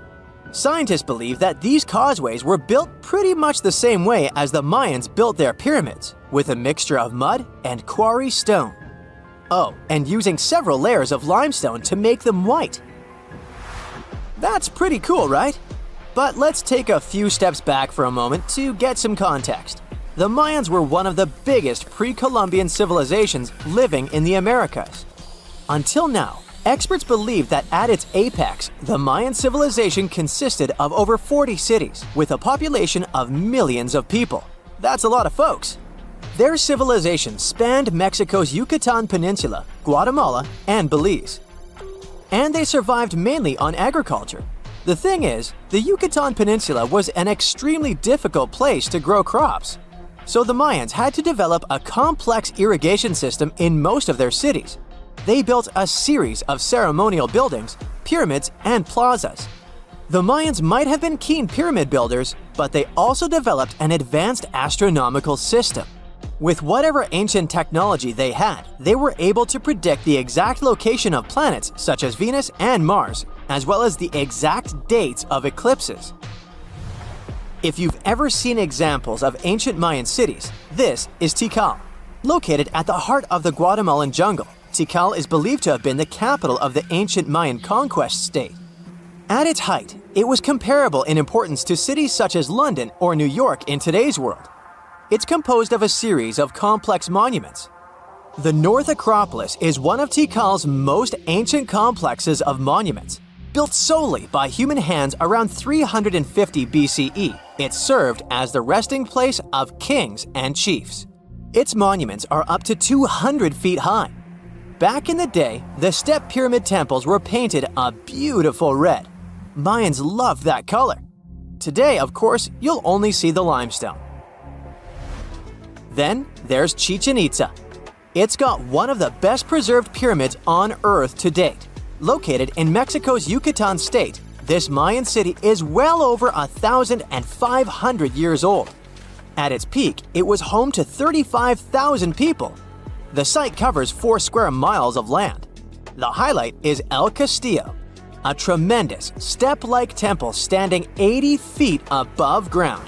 Its most peculiar feature is that it has 91 steps up each of its 4 sides, including the upper platform, which makes for 365 steps, the same number of days as the solar year. You can see that these folks were a pretty big deal, huh? That's why nobody can really understand what happened to them. There's a big lack of evidence on the decline of this almighty empire. What could have been the cause of their demise? Was it a drought? New research in 2017 did bring some new discoveries into the mix. Using data from a site at Sak Balan, located at southwest of Tikal, scientists analyzed radiocarbon data from ceramics and archaeological excavations to extract new information about the unexpected demise of this great civilization. The information shows that instead of a sudden collapse, the Mayans most likely fell in waves of social instability and political crises. These events are believed to have deteriorated Mayan city centers and began causing the dispersion of the Mayan population. It's hard to pinpoint the exact causes, though. But hey, recent discoveries are shedding a big light on humanity's past.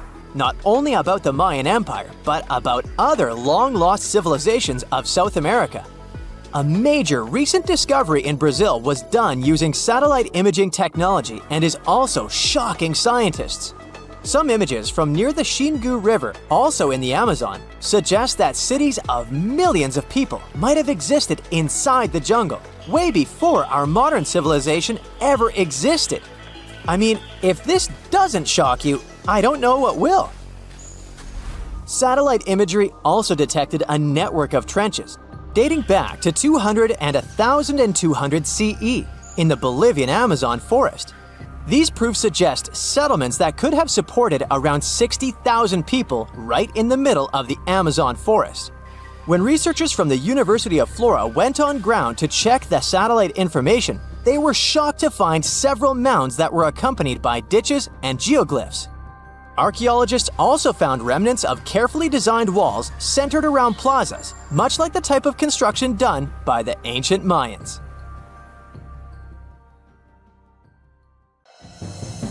There's this interesting ancient site near St. Louis, Missouri, that a lot of people don't know about. It's called Cahokia, and it used to be a huge city with up to 20,000 people living there back in the 11th century. It's full of these massive earthen mounds that were built by hand, and the biggest one is still there today, at the Cahokia Mound State Historic Site. Even though we don't know everything about this civilization, researchers have been able to piece together some information from the remains they've found. For starters, they found some pretty old teeth at this site. After studying their appearance and structure, scientists suggest that a lot of different indigenous groups lived there. About a third of them came from other areas in the middle of the continent, which they figured out by studying the different levels of various substances in the teeth. And get this, the way the mounds are arranged shows that this was actually a planned-out city, not just a bunch of villages grouped together. The rulers lived on top of the mounds, while everyone else lived in other structures. It's amazing to think that they were doing things like farming, hunting, logging, pottery, and weaving, all within this one giant city. Right in the middle of Cahokia, there was this giant mound that was about 100 feet tall, and around it, there was this huge wooden fence. Inside the fence was the city center, which had a big open space called a plaza. Archaeologists think that the plaza was designed to represent the 4 cardinal directions of the world. It was like the people who built it wanted to create a place that was in harmony with the universe. The center of the city was where they held ceremonies and events, and it was such a big deal that people from outside Cahokia would come to be a part of them too. What became of this city? Hard to tell. Some people think that the reason it fell apart is that they cut down too many trees and the land got all messed up. Other scientists believe that's not true because the soil was still in pretty good shape after the city was gone. The Europeans were not even around at that time, so they couldn't have influenced the downfall of Cahokia either. There's also one theory that suggests there were fights with other communities that caused the city to collapse. These days, there are over 65 preserved mounds, and you can even climb the steps of the tallest one. The best part is that local authorities are thinking of making it a national park, so you should totally plan to visit before it gets too crowded. Mohenjo-Daro is another lost ancient city that's still surrounded by mystery. Located in modern-day Pakistan, it was a city that flourished during the Bronze Age, and it was extremely advanced for its time. It had things like water systems and fancy architecture that other cities didn't have back then. Despite these features, it's not as well known as other ancient cities, like those in Egypt or Mesopotamia. What's even weirder is that at some point, the city was abandoned, and no one knows why. Archaeologists found the city in 1911, but it took a while for them to realize how important it was. Eventually, they uncovered a lot of really interesting things about the city, like its advanced sanitation system. Excavations uncovered over 700 wells, as well as private baths and a large communal bath. Remarkably, even private homes had toilets, and waste was efficiently disposed of through a citywide sewage system. They also had a lot of trade connections and made some really beautiful objects, like pottery, jewelry, and figurines that were sold all over the region. Despite its amazing culture and knowledge, scientists have yet to figure out why the city was abandoned. Some people think changes in the nearby river might have had something to do with it. The writings that the people of Mohenjo-Daro left behind are still a complex code, even for the most skilled specialists, making it even harder to piece together their history. Have you heard of the lost city of Kolmanskop? It used to be a small settlement in the Namib Desert. Legend has it that it got its name from a man named Coleman who got stuck in the local dunes and was never seen again. But that's not the interesting part. In 1908, a railway worker found a shiny stone and showed it to the chief railway foreman, who turned out to be a hobby mineralogist.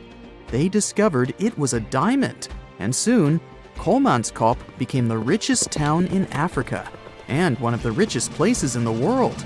It had luxurious stone houses, a school, a hospital, and even an ice factory to produce ice for fridges. The hospital had the first X-ray machine in southern Africa, which was supposedly used to check if workers were illegally swallowing diamonds. Its popularity began to decline in the late 1920s when another diamond-rich location was discovered nearby. Most of the inhabitants soon began to flee the city in search of a better life, leaving the buildings abandoned. In 1938, all machinery was taken south and the town was left to the desert. The last inhabitant left Kolmanskop between 1956 and 1960. The hot climate and low humidity have preserved the structures over time, and tourists can now visit this desert ghost town. You've surely heard about this next ancient city, Machu Picchu. It's this incredible ancient location in Peru. It stretches across a huge piece of land in the Andes Mountains and sits high above sea level. It's even considered one of the wonders of the modern world. But here's the thing. Scientists aren't exactly sure what it was used for. It could have supported up to 750 people, but there aren't a lot of human clues left behind. Some people think it was more of a spiritual or ceremonial place, while others believe it may have been like a fancy spa retreat for the nobles. The extensive terraces might mean it was used for crop testing or as a trading hub. And there's even a theory that it was used as a prison because they found a cell-like area too. It's amazing that even today, archaeologists and historians are still puzzled about how it was built. Did you know that they probably didn't even use wheels for transportation? And those massive granite rocks were somehow pushed up the steep Andean mountains, even though most of them weighed a lot. Some historians think that hundreds of people worked together to push each rock up the peak. The huge stones at Machu Picchu are also so close together that you can't see any cracks between them. It's pretty cool because it also makes the area safe during earthquakes, which is important since Peru is a shaky country. But how did the stones stay put during all those quakes? They actually move a little bit, but then they go back to their original spot, almost like they're dancing. Some people think wet wooden wedges were used to keep them in place, but that doesn't really add up, considering how big the structures are. Locals back then also seem to have built Machu Picchu without using any pack animals or iron tools. They had to sculpt and put everything together using mostly their hands. Plus, the citadel is built on a fault, so they had to move a bunch of stone and earth to make it flat. Scientists also think that the real construction is actually underground because of the deep foundations and drainage system. In fact, there's a hidden water system that was just recently discovered using 3D scanning. They didn't even use mortar to put the granite blocks together. They were so precise that you can't even fit a sheet of paper between them. One theory suggests that people that lived there used stone tools made of a harder material than the stone they were cutting. It used to be one of the most prosperous ancient cities. It had features that were unthinkable for other locations during the Bronze Age, like water systems and intricate architecture. Yet somehow, it didn't become famous. What's even more mysterious is that at some point, it became abandoned. Mohenjo-Daro was a thriving city during the Indus Valley civilization in the Bronze Age. It had a population of at least 40,000 people. It was close to Mesopotamia and Egypt in terms of social, cultural, and economic features. Despite this, it's lesser known than the more famous cities in these regions, like Babylon or Memphis. It was eventually abandoned by 1700 BCE, and the reason for its abandonment and the fate of its inhabitants remains unknown to this day. In 1911, archaeologists discovered the ancient city of Mohenjo-Daro after hearing reports of some unusual buildings in the area. However, local Indian authorities dismissed them as not having any historical significance, and the site remained untouched for several more years. It wasn't until 1922 that a local specialist believed he had found a buried local monument at the site. This led to large-scale excavations and the eventual naming of Mohenjo-Daro as a UNESCO World Heritage Site in 1980. The remains uncovered showed us that Mohenjo-Daro was an incredibly modern city for that time. It is considered the best preserved ruin of the Indus Valley. One of Mohenjo-Daro's most impressive features was its advanced sanitation system. Unlike in Egypt and Mesopotamia, where such appliances were only for the rich, Mohenjo-Daro had hidden toilets and covered drains throughout the city. Excavations have uncovered over 700 wells, as well as private baths and a large communal bath. Remarkably, even private homes had toilets, and waste was efficiently disposed of through a city-wide sewage system. The people of Mohenjo-Daro were highly aware of their surroundings. As the city was located near the Indus River, they built a strong defense against floods by using clever drainage systems. Over the centuries, they produced beautifully crafted pottery, jewelry, figurines, and other items that were traded as far as Mesopotamia and present-day Oman. Archaeologists have observed the use of standardized building materials in this ancient city, even though they didn't have the necessary machines back in the day. Interestingly, all the bricks were nearly the same. This shows great attention to detail in the city's design, as using consistent bricks creates an elegant look in the spaces within the city. People living in this area used the Indus Valley script to communicate with each other. This mysterious alphabet might be the key to unlocking more secrets from Mohenjo-Daro. It was a language that used symbols instead of letters and had over 400 signs. Problem is, we're still trying to figure it out. The mystery of what caused the end of the Indus civilization and Mohenjo-Daro remains unsolved.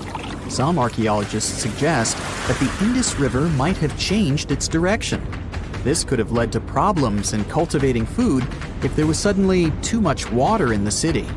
However, there is no evidence that flooding destroyed the area, or that it was completely abandoned at once. A change in the river's course couldn't have been enough for the entire Indus civilization to disappear. Mohenjo-Daro isn't the only lost town from Eastern civilizations. Ross Island, for instance, was once known as the Paris of the East due to its stunning architecture and gardens. However, the island is now a shadow of its former self, with the buildings being largely overtaken by tree roots and vines. Located 1.8 miles off the coast of Port Blair, India, the small territory was initially used as a jail, but later became a luxurious resort for its administrators. After the complex was closed in 1937, an earthquake further damaged the island and it became uninhabitable. Today, the island is managed by the Indian government and attracts tourists interested in exploring abandoned towns. Another lost city tells the story of why Kolmanskop, a ghost town located in Namibia, is still home to remnants of German architecture. Once a luxury destination in the early 1900s, it was settled by German workers looking for diamonds. The city boasted amenities such as a ballroom, a hospital, and even a bowling alley. However, its popularity began to wane in the late 1910s when another diamond-rich location was discovered nearby. Most of the inhabitants left in search of better fortunes, leaving the buildings behind. The hot climate and low humidity have preserved the structures over time, and tourists can now visit this desert ghost town from the nearby town of Lüderitz. Hashima Island is a reminder of how nature reclaims its land when humans leave. It was famously featured in a James Bond movie due to its eerie atmosphere. The island was initially opened in 1881 for undersea coal mining, and the population of the island grew to a peak of 5,000 people in 1959. Unfortunately, the mines closed in the 1970s, and people began to slowly leave the island, resulting in complete abandonment in a period of 3 months. Now, the island is a popular tourist destination as visitors explore deserted homes, swimming pools, stores, and factories. The discovery of gold in a creek near Bannack, Montana in 1862 caused the population of the town to grow from a few hundred to thousands in a few short years. Unfortunately, this rapid expansion was followed by a sharp decline because more gold had been found in other areas nearby. As a result, Bannack was eventually made the first territorial capital of Montana, but only held the title for less than a year before being replaced by Virginia City. The state of Montana later acquired most of the land in 1954 and made it Bannack State Park. The ancient city of Petra, located in Jordan, was fascinating because it was half built, half carved into the rock and surrounded by mountains. It's a popular tourist destination these days, but at one point it was abandoned too. Many things led to its decline, like bad government and changes in how people traded. Natural disasters didn't help either.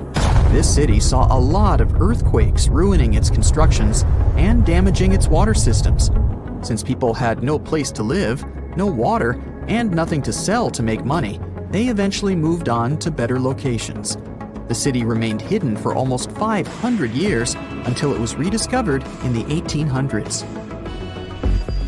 Most of the tourists going to Santorini have no idea that the island is home to the remains of one of the largest volcanic eruptions in human history, the Thera eruption. This catastrophic event took place some 3,600 years ago. Akrotiri, one of the towns on the island at the time, was buried under the eruption. Unlike Pompeii, however, no traces of people and civilization were found, suggesting that people had enough time to flee the volcano before it blew up. Henry Ford, the renowned American industrialist, created the Ford Motor Company in 1903. In 1927, he began working on a grand project, Fordlandia. His goal was to construct a massive rubber plantation near the Tapajos River in Brazil to provide a steady supply of rubber for his car tires and hoses. His idea was to make the town a paradise, with swimming pools, golf courses, bungalows, and even weekly square dancing sessions.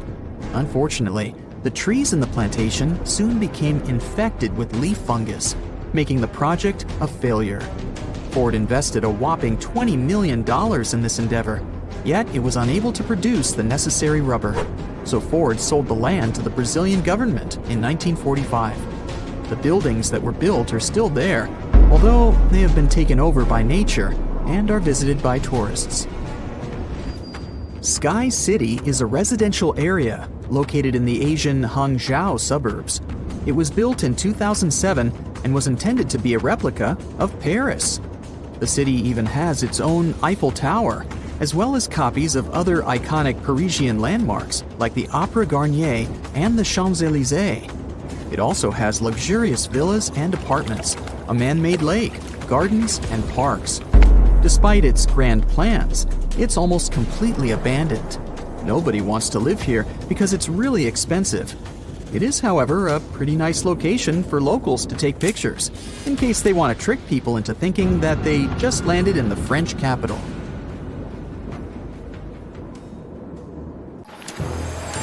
The story goes that two Mayan twin boys loved to play ball. Sure, they were really good at it, but they also made a lot of noise when playing. The lords of the underworld soon became bothered by the sound and summoned the two boys to the underworld, a place the Mayans called Xibalba. As soon as the boys reached their gloomy destination, the lords of the underworld began putting them through a series of tests. Soon enough, the inexperienced twin boys failed the tests and lost their lives. But this was not in vain. This sad event resulted in the appearance of a beautiful fruit tree. Soon enough, a young woman saw a beautiful fruit on this tree and reached up to pick it. Legend has it that soon after that, she gave birth to another set of twin boys named Hunahpu and Xibalabal. Just like their ancestors, these twins were great ball players, but they were equally as loud, and the lords of the underworld became annoyed again. They decided to ask this pair of twins to come to play a game in the underworld, hoping to get rid of them too. When the twins arrived, the lord sent them through a number of frightening places. The first one was the House of Gloom, which was very dark. They then passed through the House of Knives, where they had to avoid getting injured. The twins then built a fire in the House of Cold, so that they didn't freeze, and ran through the House of Jaguars, where they tricked the animals into not eating them. Finally, they entered the House of Bats, where they seemed to have lost their luck. One of the bats managed to run off with Hunahpu's head. The lords then challenged the twins to play ball with them, but the boys were clearly at a disadvantage. Xibalabal placed a turtle on Hunahpu's shoulders to make up for his lost head, and they began playing. As the lords became distracted by an animal near the court, Xibalabal stole his brother's head and placed it back in its place. Much to the annoyance of the lords, the twins were now able to tie the game. Hunahpu and Xibalabal continued to perform a series of tricks for the lords of the underworld. One of them involved Xibalabal injuring Hunahpu and then bringing him back to life. The lords were so impressed by the twins' performance that they asked them to do the same trick on them. Of course, the twins agreed, but after performing their trick on some of the lords, they refused to revive them. Seeing what had happened, the lords of the underworld admitted defeat and begged for their lives, promising not to intervene in the lives of people ever again. Hunahpu and Xibalabal were happy to have avenged their ancestors and gained the respect of the lords. Legend has it that the lords of heaven were so impressed by the twins that they took them to live in the sky by turning them into the moon and the sun. The Maya civilization was one of the most dominant indigenous societies in history, and their folklore and traditions are still discovered and studied today. They used to live in a territory called Mesoamerica. It was made up of modern-day Mexico and parts of Central America like Guatemala, Belize, Honduras, Yucatan Peninsula, and El Salvador. They lived from 1800 to 900 BCE and up to 900 to 1500 CE. Apart from their impressive legends, the Maya were very skilled inventors. They're known for their calendars, writing systems, farming methods, and sports. Their writing, for example, was found preserved on buildings and stone monuments, as well as in rare books and pottery. It's a system made out of more than 800 hieroglyphics in various combinations. Each of those signs was said to represent a syllable.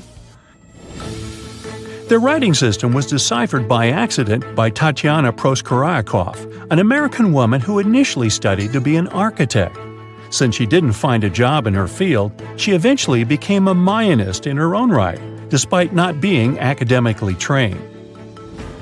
She was the first to notice that the Mayan upended frog glyph meant birth, and that their toothache glyph meant the date when the king ascended to the throne. It made it easier for scientists to pinpoint birthdays, as well as the names of the rulers of a specific Mayan dynasty. They also invented the concept of zero, which is seen as one of the greatest innovations in mathematics, physics, and human history altogether. Sure, even back then, people understood the idea of having nothing, but the concept of zero as a number is a relatively new invention. A fun fact about Mayans is that they really liked hats. The bigger your hat was, the more important you looked. Not only was it a sort of fashion statement, but it also made them look taller, which was a big deal for their aesthetic. The Mayans also came up with one of the most intricate and complex calendars in human history. It was the first to use 0 as a placeholder. Their calendar ended on December 21st, 2012, which led some people to believe that it translated to the end of the world. Obviously, that was not the case. It just so happened that the date coincided with the end of a Mayan cycle of years. But you know, as advanced in science and astronomy as they were, they did make some mistakes. One of them was their belief that the world was flat. Their theory was that the 4 corners of the world were watched by the Brother Lords, who kept the sky from falling over their lands. Hats off for their menus, though, as they were well-known chocolate eaters. They turned eating chocolate into a form of art. The drink they made wasn't really like the hot chocolate we enjoy today, though. The recipe included mixing cacao with water, honey, chili pepper, cornmeal, and other ingredients to make a foamy, spicy drink. The ritual of drinking cacao was a crucial part of their celebrations. We're not done discovering all the amazing parts of their architecture and civilization. It was only a few years ago that a Maya pyramid was found at Tonina, in the Mexican state of Chiapas. It was estimated to be more than 1,000 years old. The reason why it escaped archaeologists for so long was that it lay hidden under what was believed to be a natural hill. The ruins of 2 Mayan cities have been recently discovered in the Mexican state of Campeche. Why didn't we find them until now? Well, they were concealed by really thick vegetation, which made it difficult for archaeologists to reach them. The Mayans didn't just disappear. Their descendants are still around today, many of them choosing to live in their ancestral homelands. You can find them in Guatemala, for example, where the Maya people make up the majority of the population. Overall, the Maya ethnic group contains people that speak different Mayan languages, such as Yucatec, Quiche, Quechua, or Mopan.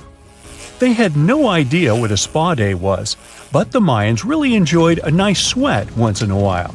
Sweat lodges were discovered around ancient Mayan sites. They were built out of stone or adobe. These rooms were an essential part of their cleansing and healthcare rituals. One of the earliest sweat lodges was found in Quello in northern Belize and appeared to date back 3,000 years.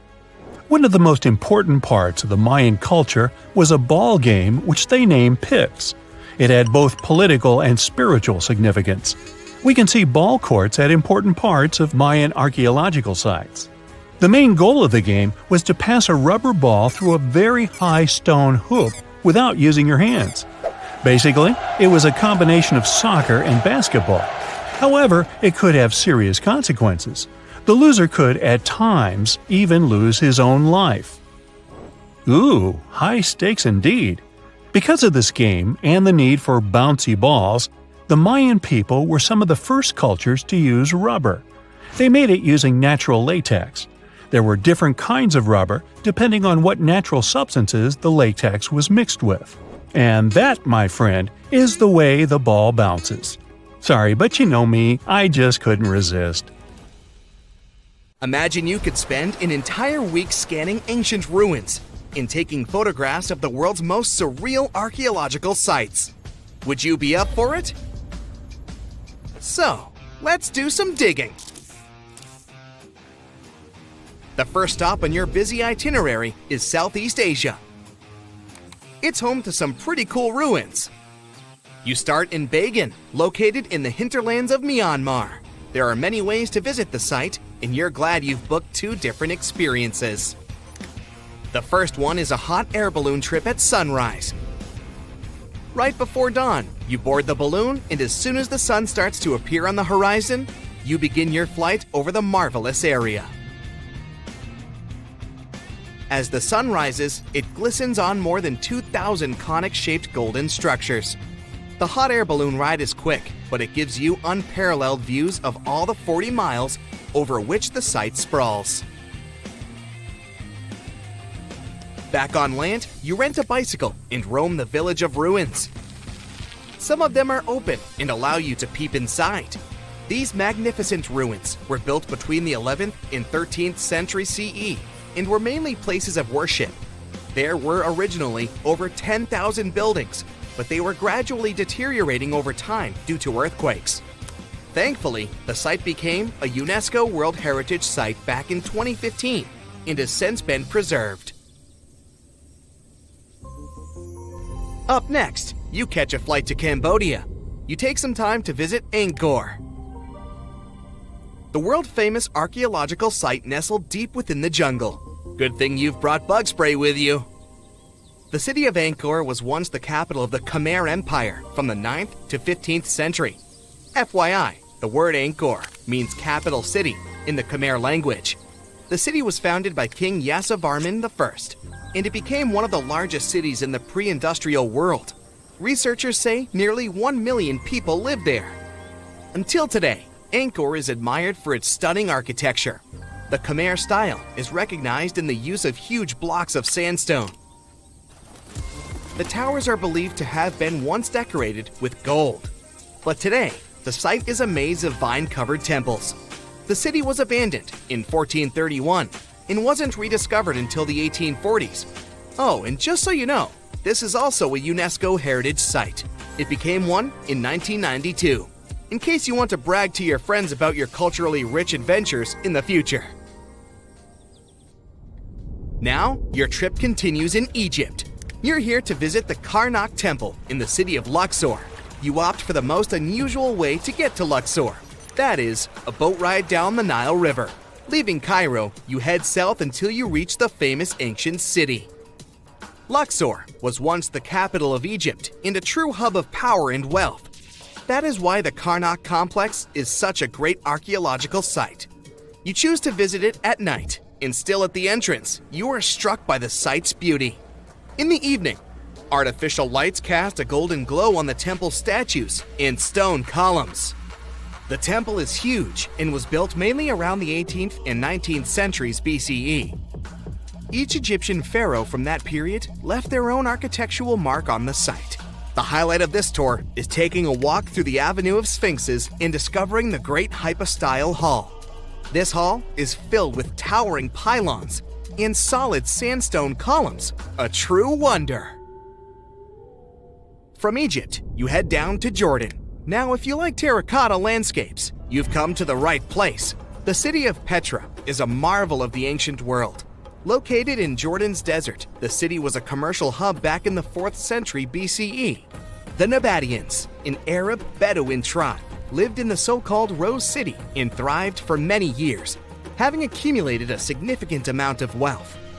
The city was known for its innovative water management system, which made the region inhabitable. And yes, you'll catch a glimpse of its ruins on your tour. The rock-carved gate-like structure Petra is famous for what is called the Pharaoh's Treasury. It stands at the main entrance to the site and is said to have a treasure hidden beneath it. Don't forget to stand right beneath it and take one of those classic pictures for social media. Once Petra has been ticked off the list, you fly to southern Europe. More specifically, to the tip of the Italian boot. You have a day trip scheduled to visit the ruins of Pompeii. Pompeii can be reached by car from the city of Naples. It's home to the eerie yet well-preserved ruins of a city that was once engulfed by lava. When Mount Vesuvius erupted in 79 CE, it left the city of Pompeii completely buried under millions of tons of volcanic ash. The ancient city was first discovered by beneath the volcanic rock in the 16th century, but it was first cleared from debris in the 1870s. Today, you'll be able to walk down the streets of these ancient Roman ruins and imagine what the town looked like in its heyday. Pompeii was a vibrant and rich municipality.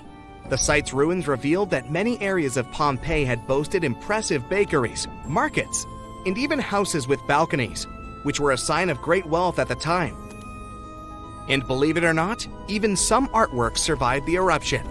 Archaeologists found well-preserved frescoes and murals with mythological creatures. All this indicates that members of the high society lived there. The city even had thermal baths and showers made from luxurious materials. While you're still in Europe, you'll hop over to visit the iconic Stonehenge. It's a perfect day trip if you stay in the city of London, just a short train journey away. Stonehenge dots the Salisbury Plain in Wiltshire, England, and is one of the world's most recognized ancient ruins. More than 5,000 years old, these curious stone rings are some of the oldest stone structures on the planet. Created out of sandstone, they are shrouded in misery. Who built them and why is still largely unknown. Popular theories claim that Stonehenge was used as a great solar calendar, built to help people keep track of days, weeks, and months. Talk about hard work to create a mere calendar, huh? In the final leg of your trip, we'll take you to explore the Southern Americas. In Guatemala, in Central America, you'll find ancient Mayan ruins. The lost city of Tikal is a city made of 3,000 buildings, the remains of the capital of the Mayan Empire. You can compare its importance to such cities as London or New York today. The North Acropolis is Tikal's most ancient complex of monuments. Built solely by human hands in 350 BCE, it served as the resting place of kings and chiefs. Back in the day, the step pyramid temples were painted a beautiful red. Mayans loved that color. Today, of course, you'll only see the limestone. You might wonder what made such a great city turn into ruins. Well, archaeologists have no clue about the cause of Tikal's decline. Until today, this question remains unanswered. Was it a drought? Disease? Maybe we'll never know. Are you in the mood for some Mayan ruins? Chichen Itza is an archaeological site with the best preserved pyramids on Earth. Located in Mexico's Yucatan state, this Mayan city is well over 1,500 years old. At its peak, it was home to 35,000 people. The site covers 1.9 square miles and has many ruins spread throughout it. The highlight is El Castilla, a tremendous step temple, rising 80 feet above the ground. Its most peculiar feature is that it has 91 steps on each of its 4 sides, including the upper platform, which makes for 365 steps, the same as the number of days in the solar year. Phew, what an intense trip. Time to head home now and soak it all in. See you next time. How do you imagine ancient megaliths? Perhaps Stonehenge in England or the Great Pyramid of Giza in Egypt come to mind. They've become household names. Millions of people visit these sites every year. But thousands of miles away from such tourist hotspots, there is a mystery. Ruins of a city that is several hundred years old. And it doesn't sit in a desert or on a grassy plain. Its former inhabitants constructed it on a coral reef in the middle of the Pacific. The tiny island nation of Micronesia lies between Hawaii and the Philippines. The country is composed of 600 islands and islets. Because of its remote location, very few people visit Micronesia. The little tourists they have mostly come to go scuba diving in its azure waters. They often miss the opportunity to visit the only ancient city that stands on a coral reef, Nan Madal. Its home island is slightly smaller in size than New York City. Its ruins are made of heavy stone columns. There are walls and platforms, but one thing is missing: art. There are no ancient carvings to help archaeologists determine how ancient islanders constructed the site. Still, an international team of researchers was able to date Nan Madal. They presume that the history of the city goes back to the very end of the 12th century. For reference, these were the High Middle Ages in Europe, right around the time Richard I became the first king of England. In the Caroline Archipelago, where the island sits, this was the time when a powerful dynasty reigned over the island nation.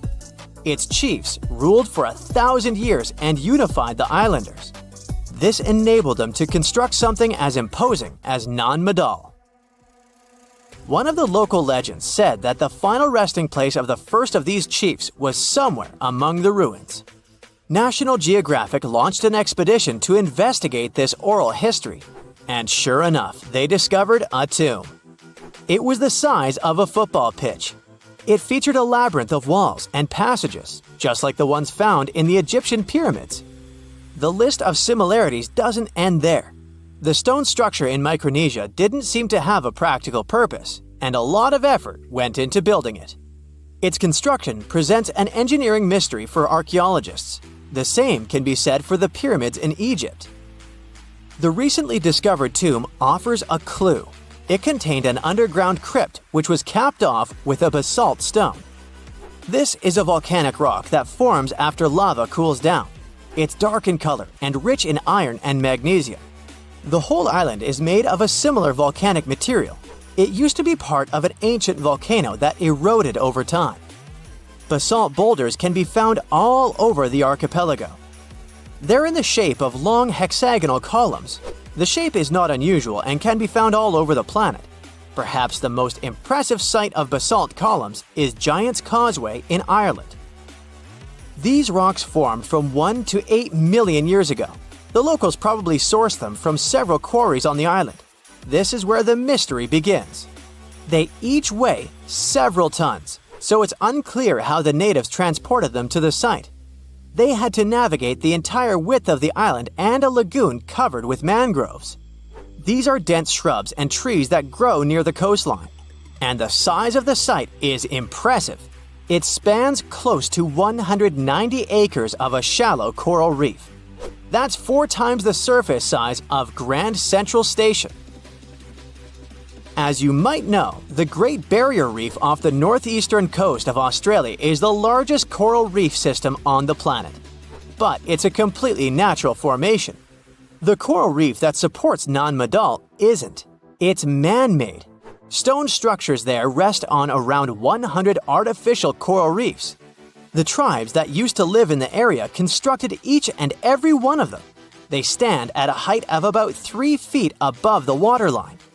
Archaeologists were amazed by the clever building technique.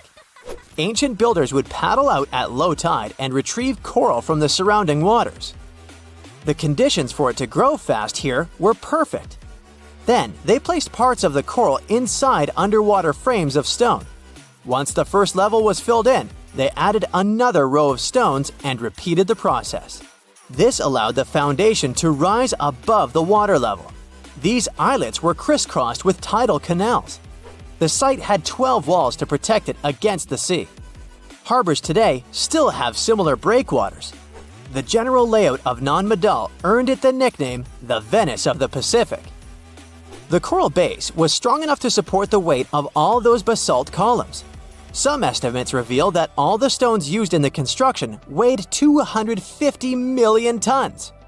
This makes sense when we look at the largest monoliths on the site. These are massive stones that can be both artificial and naturally occurring. An individual cornerstone from the city walls weighs close to 55 tons, and there are several of them stacked on top of each other. The wall they form is higher than a telephone pole. In 1995, the Discovery Channel did an experiment for a special on Nan Madal. They constructed bamboo rafts to test how the ancient builders moved stones around. They were a fraction of the width of the real monoliths. The rafts sank almost immediately. The site's been sitting uninhabited for centuries now. The island's first settlers came by sea around the 1st century. Historians believe they arrived from the nearby Solomon or Vanuatu Islands. The city became a regional administration center at the end of the 11th century. Its heyday is associated with the powerful ruling dynasty. It lasted for nearly 5 centuries. European traders knew about the island for a long time. In the mid-19th century, the Spanish established schools there.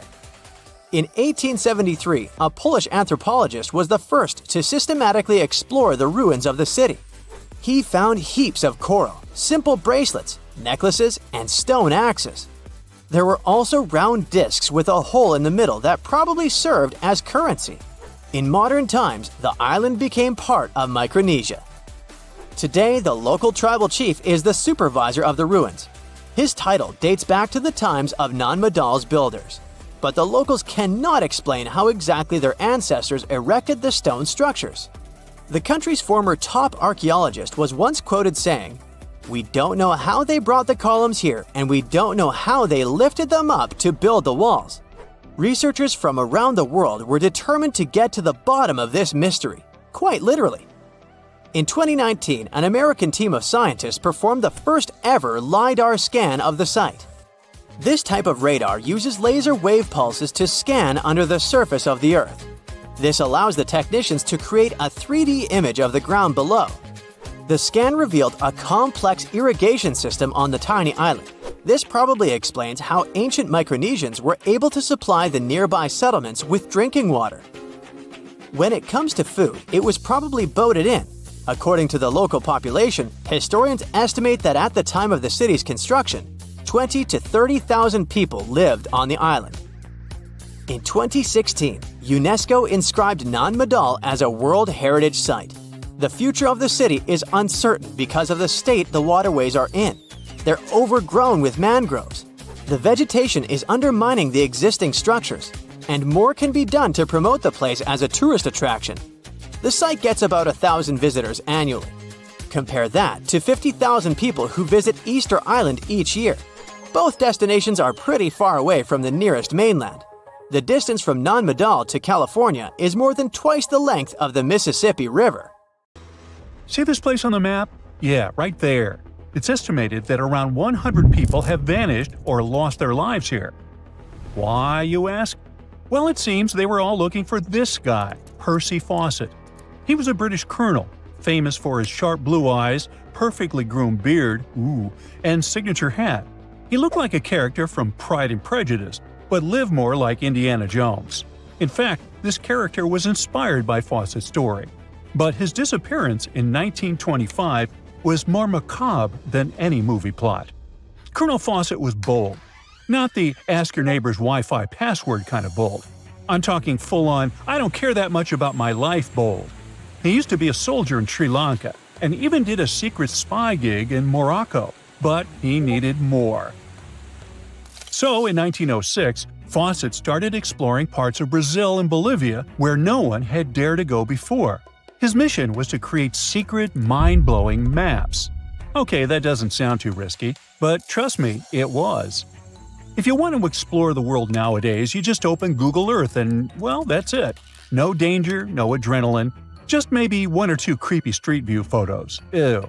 But we're talking about the beginning of the 20th century, when satellites and this weird Google car didn't exist. Back then, if you wanted to fill in the world map, you actually had to explore the land on foot. So that's how Colonel Fawcett ended up in South America. And he became famous for his expeditions to map out the wild Amazon. He was the first guy to record the locations of waterfalls in that region, for example. But then he got obsessed. Blame it on lack of sleep or whatever sketchy Amazon jungle juice he was sipping, but suddenly he was like, I'll bet there's an ancient advanced city hidden somewhere around here. Spoiler alert, there wasn't. But he was hooked on that idea. Hanging out with native Indians for so long convinced him that large groups could totally thrive in the middle of a massive rainforest. And of course, Fawcett loved a good old adventure story, especially the ones from the 16th and 17th centuries, written by European explorers. In those stories, adventurers claimed they had found huge settlements and fine roadways deep in the heart of Latin America. But Fawcett's all-time favorite story came from a manuscript written in 1753. Back then, adventurers were hunting for precious metals in Brazil when they stumbled upon a ruined city with monumental buildings, roads, and plazas. Oh, and every corner had a Roman-style spire. Naturally, the colonel was all in to find it. Too bad no one told him this manuscript is mostly considered a forgery. Yep, this story is as real as Snow White's. But then, things got weird. The settlement described in that manuscript was supposedly located in the northeast side of Brazil. But now, he's saying there's an advanced civilization in Mato Grosso, which is in a different part of the country. So he decided to name this new place the City of Z. Back in the 1920s, the colonel launched 2 separate expeditions to find it. But both trips failed, as he faced terrible weather, fever, and of course, exhaustion. Now, tell me in the comments, what do you think Fawcett did after 2 failed expeditions? Option A, he quit. Option B, he called his mom. Option C, he tried again because he didn't get the memo that the universe is clearly saying stop. Well, of course, option C is the right answer. This is relentless Fawcett we're talking about. So, 3 years later, the colonel finally gathered enough cash to launch yet another expedition in search of the City of Z. All he needed was a crew of people crazy enough to join him. Famous and experienced explorers were begging to come along. But nope, Faucet decided to take his son and his best buddy instead. In January 1925, this brave trio set off on their journey. They packed mosquito nets, canned food, and made a promise, "We shall return." Another spoiler alert, they didn't. Uh-oh. The journey kicked off in New Jersey, and then they sailed all the way to Rio de Janeiro, Brazil. There, they stopped to grab some pack animals, like horses, and hired a couple of local guides. Now they were ready to head to the city of Cuiabá. Now keep in mind the distances in Brazil are crazy huge. So this little journey was like traveling from Miami to Chicago on foot. 3 months later, they finally ventured into the jungle for the first time. And that's when the fun really began.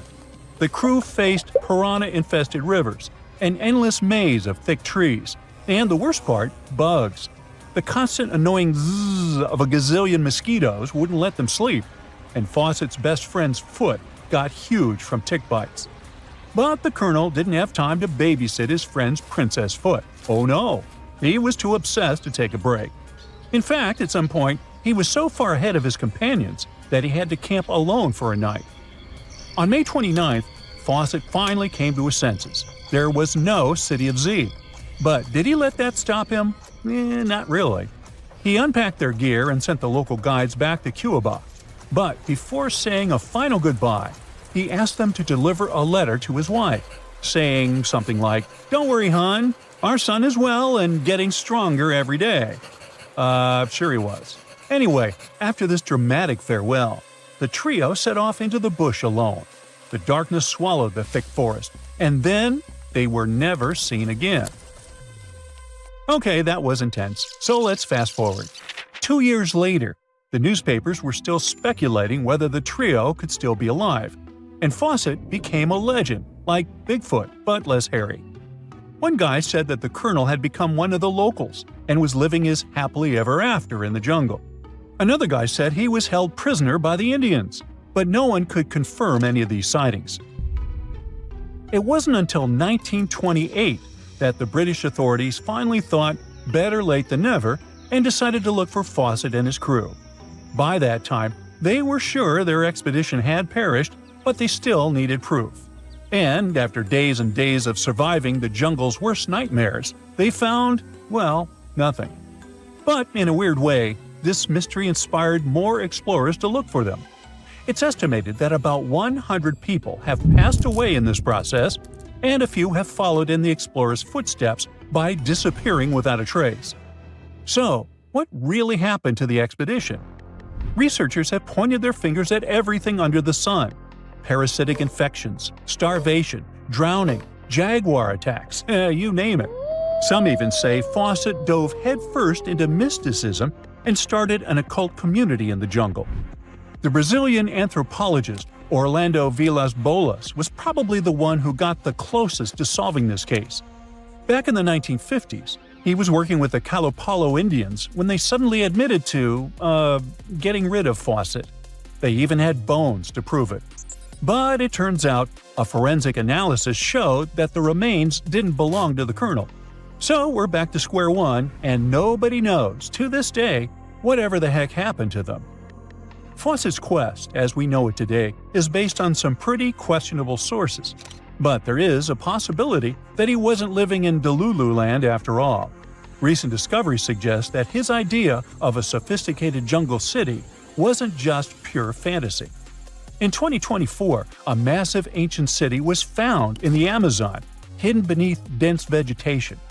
Evidence suggests it was built around 2,500 years ago, and it was surprisingly advanced, featuring houses and plazas, all connected by an incredible network of roads and canals. But this city was in a forest in Ecuador, not Brazil.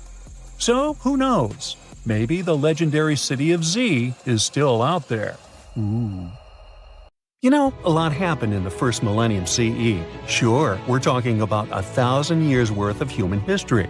If you'll remember from school, you'll know it was the time of the rise and fall of the Roman Empire. It was when humans saw the transition to the intense times of the Middle Ages. And some say it was the apex period of the Mayan civilization, all the way in Mesoamerica. But thanks to top-notch technological advancements, we can look at history a lot differently today. You see, archaeologists have found actual proof that the Mayan civilization may have started way before we think it did, and that since the beginning, their civilization was far from simple. To find out more about this, you'll have to tread deep into the Guatemalan rainforests. Are you down for the ride? Rainforests are dense and difficult to access. If you were an archaeologist, I'm betting you'd find them quite threatening as well. That's actually one of the reasons why we've been kept in the dark for so long when it comes to the truth about the Mayans. But take a look at this. You'd expect to see ruins like this in places like Portugal, England, or the United States.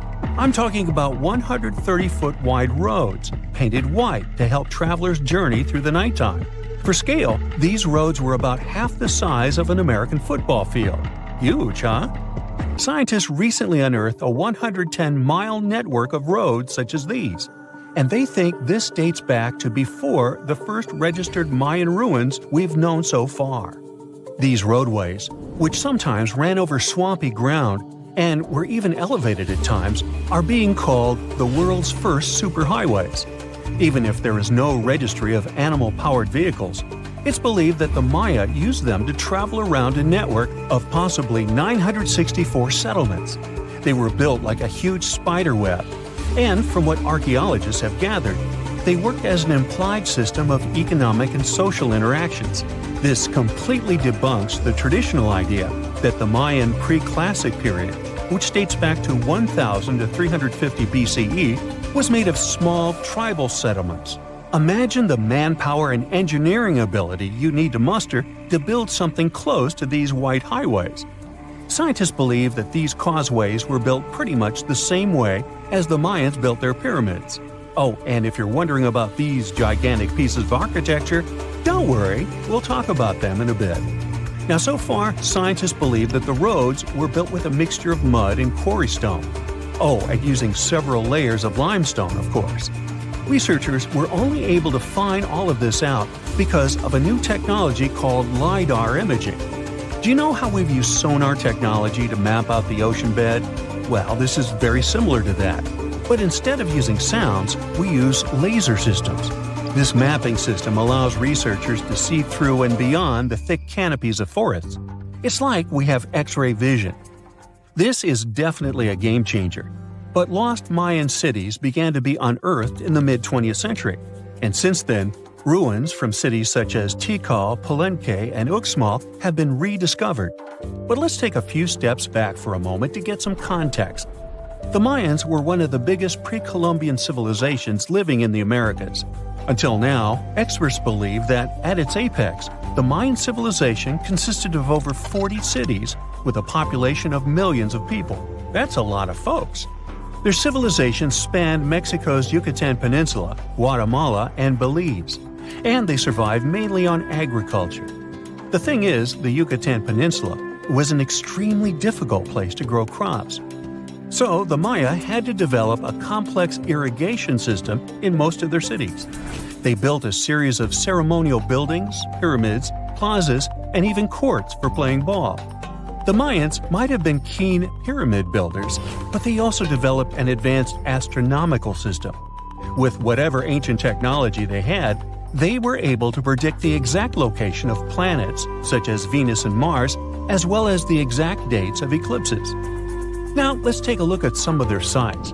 This is Tikal. Located at the heart of the Guatemalan jungle, Tikal is believed to have been the capital of the ancient Mayan Empire. At its height, it was comparable in importance to such cities as London or New York in today's world. It is composed of a series of complex monuments. In total, the site has 12,000 buildings. The North Acropolis is Tikal's most ancient complex of monuments.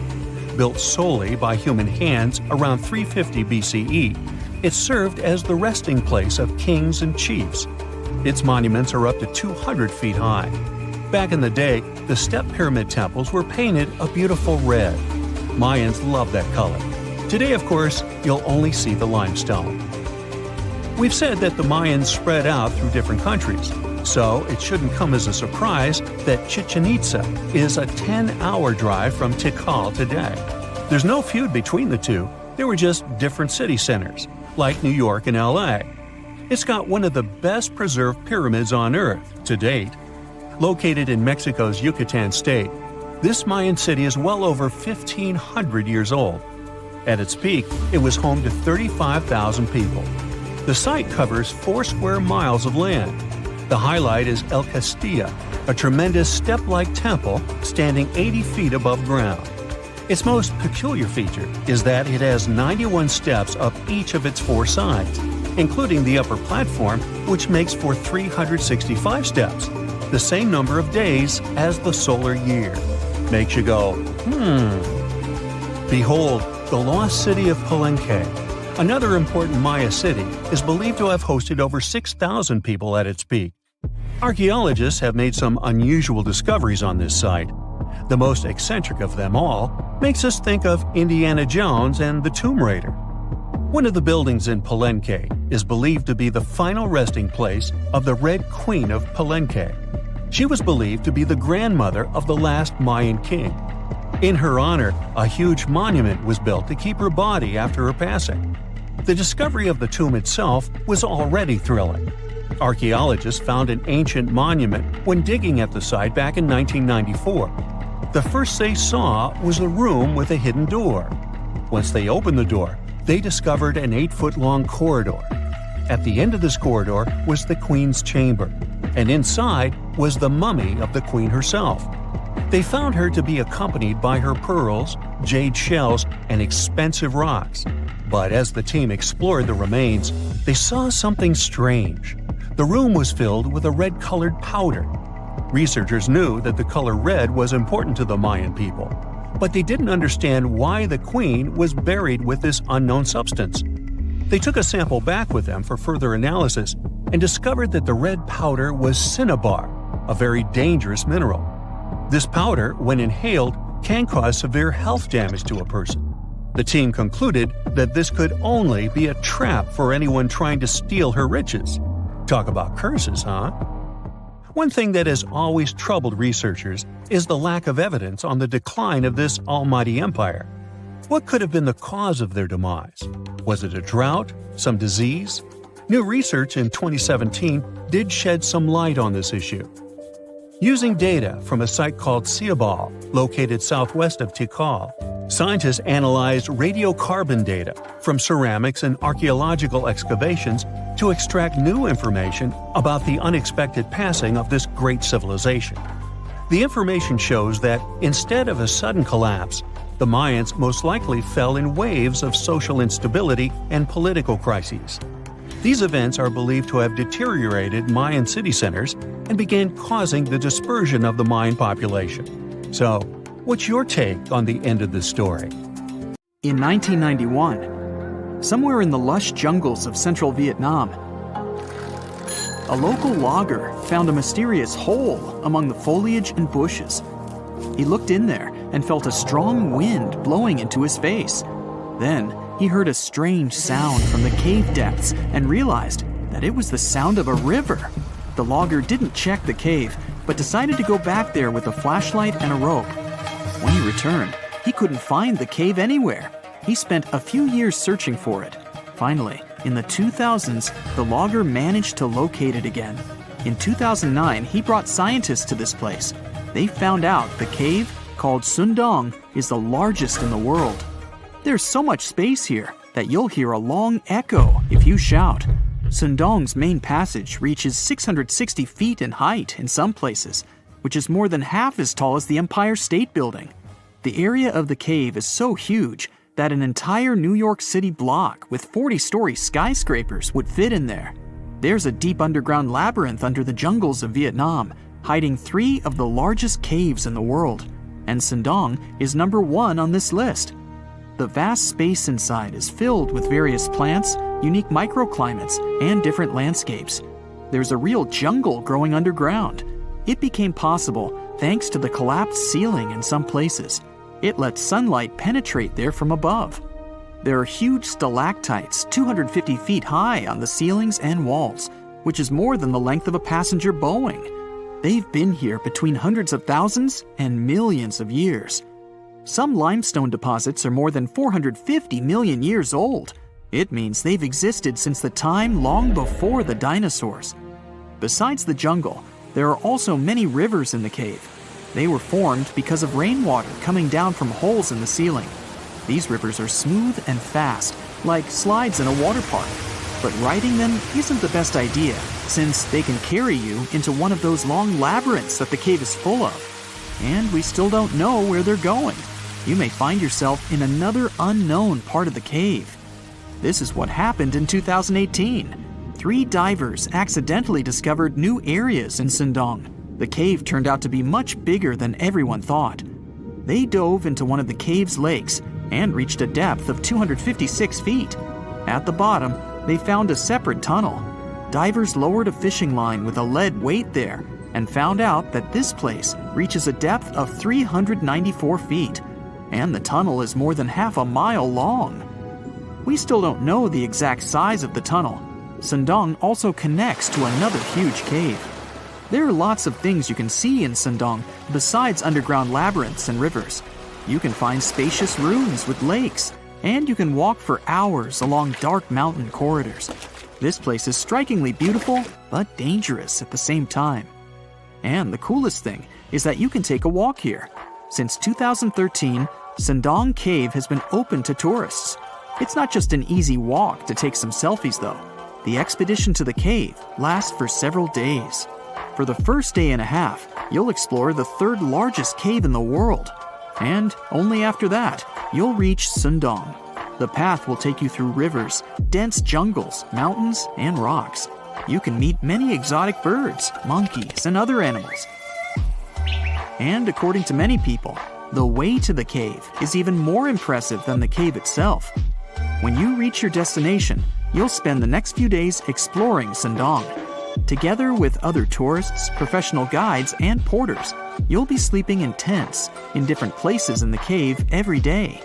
You'll see some stunning landscapes and, get ready for this, 400-million-year-old majestic fossils. There are also dark rooms with lakes that are good for swimming. Such adventurous expeditions become more popular every year. People who visited the cave call it the most amazing place they've ever seen. Another amazing cave is located in Indonesia, on the island of Flores. It's quite small, but holds amazing things inside. In 2003, a group of scientists discovered ancient artifacts here, including fossils of primitive tools, such as sharpened stones. Scientists realized that hundreds of thousands of years ago, this place was home to our distant ancestors. Then they found a very unusual female skeleton. That woman was only 3.5 feet tall. This is the height of the waistline of an average adult person. That woman had no problems with her spine or with the development of her bones, though. This and other skeletons found in the cave belong to some unknown human ancestors. Scientists called this species Homo floresiensis, or simply, Hobbit. The woman's weight was about 35 to 79 pounds. Analysis of the skull and bones showed she was about 30 years old. Hobbits probably lived on Earth between 190,000 and 50,000 years ago. There's a chance they met the ancestors of modern humans. The next cave is in Turkey.